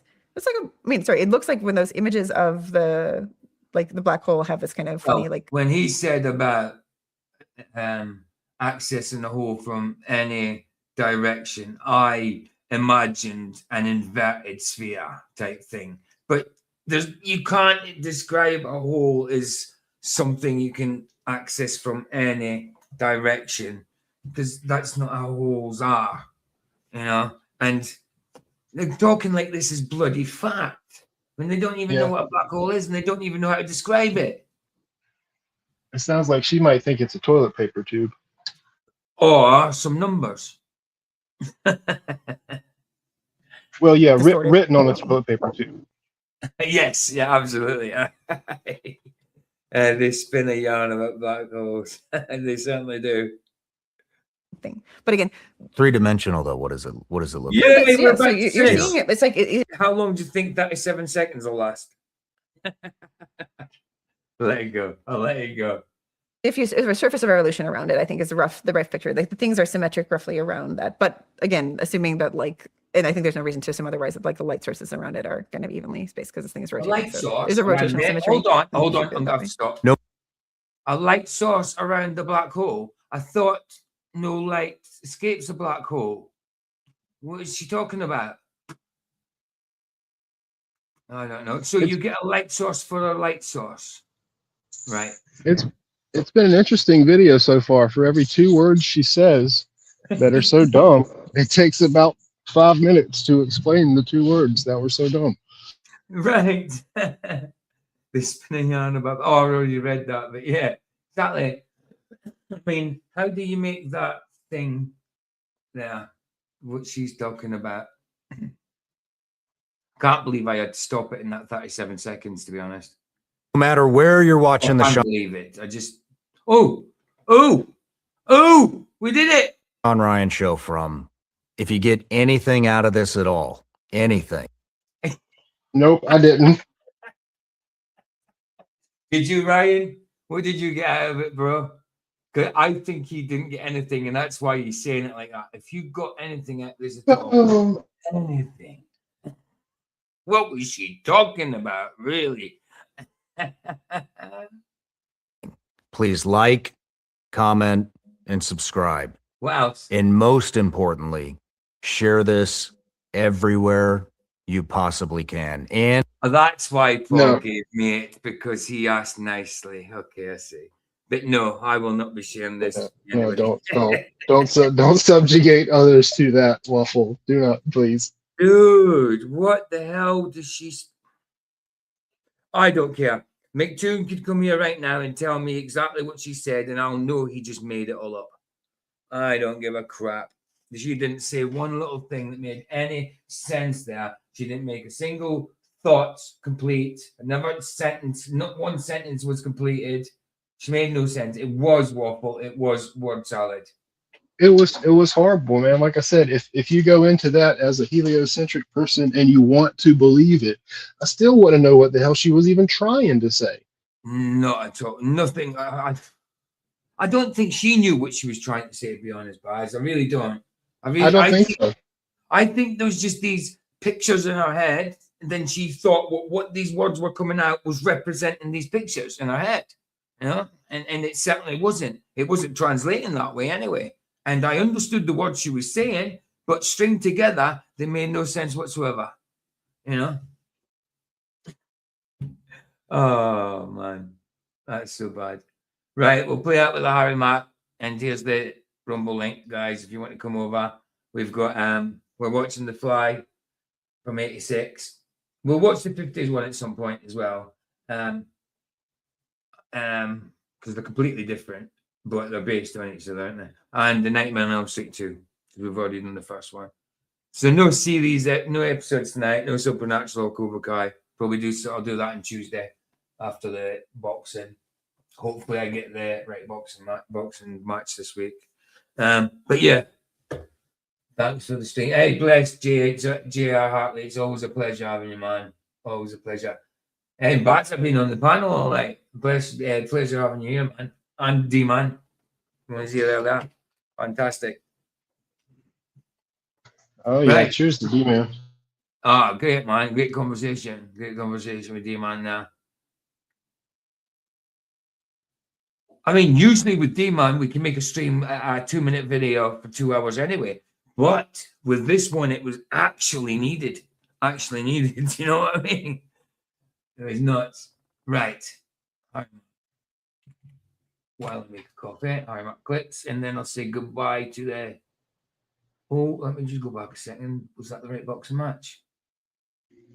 Yeah, we'll have to get on to The Fly because it actually, the scientific words used there make more sense than whatever that woman was saying. I'm telling you, Jeff Goldblum will make 100% more sense than that lady just made. You know, and he'll do it with more style as well. Yeah, yeah. And when he's done, he can rent you an apartment. Absolutely. That's great. Harry Mac.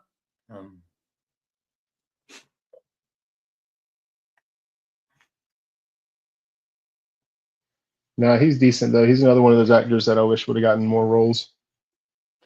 Oh, definitely. I think so too. Oh, listen, right. Can you turn off RAM and meet the team, Brian? Okay. Is there going to be another meet the team video to play here, which is awesome, and just going to the list that we played at called to that dream state. I not bring my rug.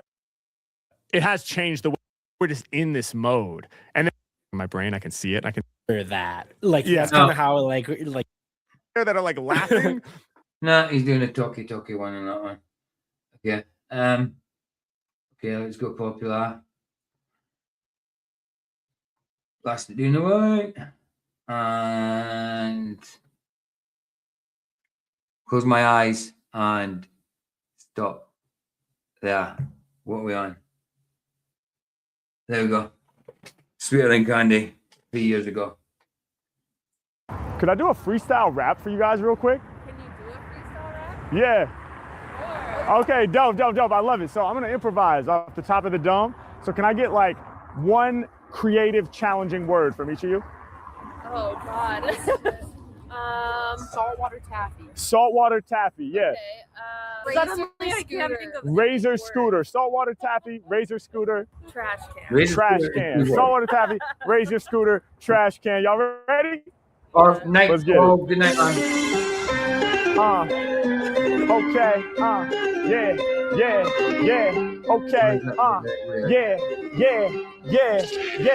Yeah. Off top, I be setting the raps free. All my haters salty like some saltwater taffy, which makes sense because every time that he goes in, word to saltwater, I go deep as the ocean. Yeah, it's H-Mac, I bang for sure. I heal your pain like saltwater for a canker sore.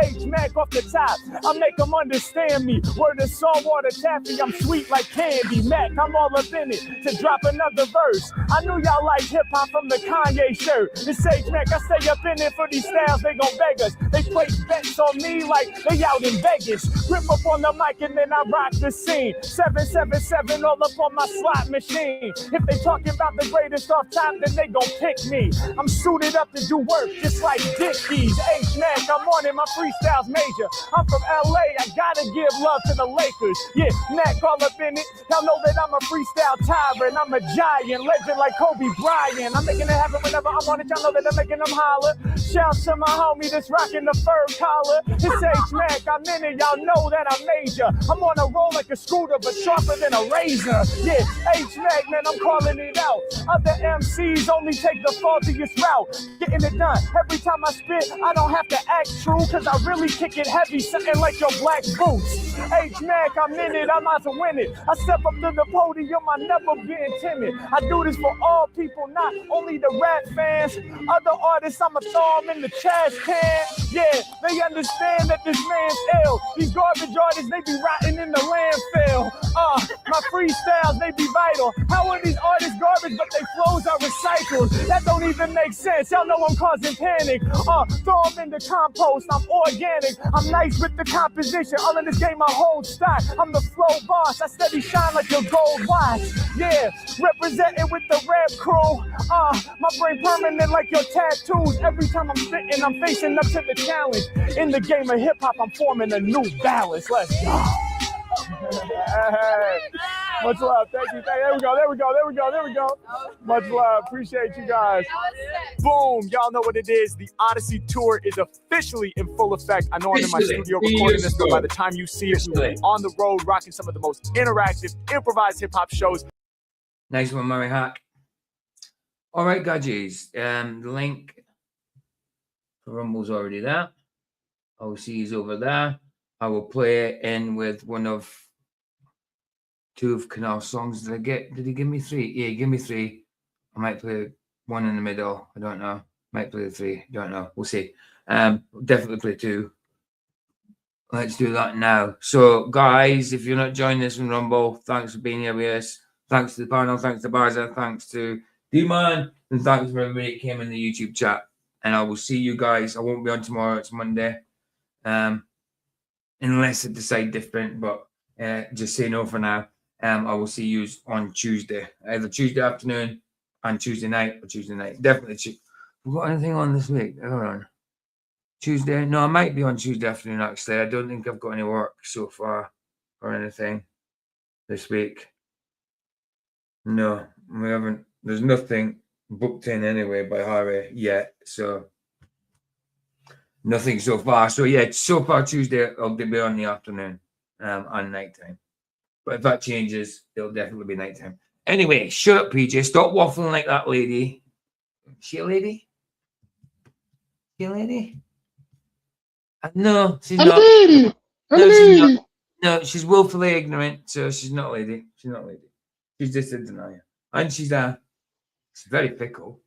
I do lady things like black holes and transpires numbers equations. I'm a lady. 4-dimensional holes, which you call a black hole, that has a horizon that you can touch, okay, or so to speak. Weird, you can go through it, the horizon.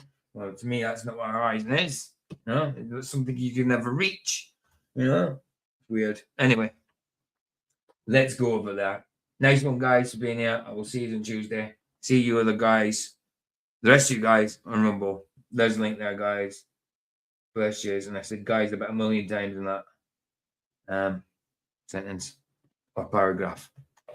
Here the sunset's free. It's free. Indeed. Indeed. Bless, guys. See you in a little bit.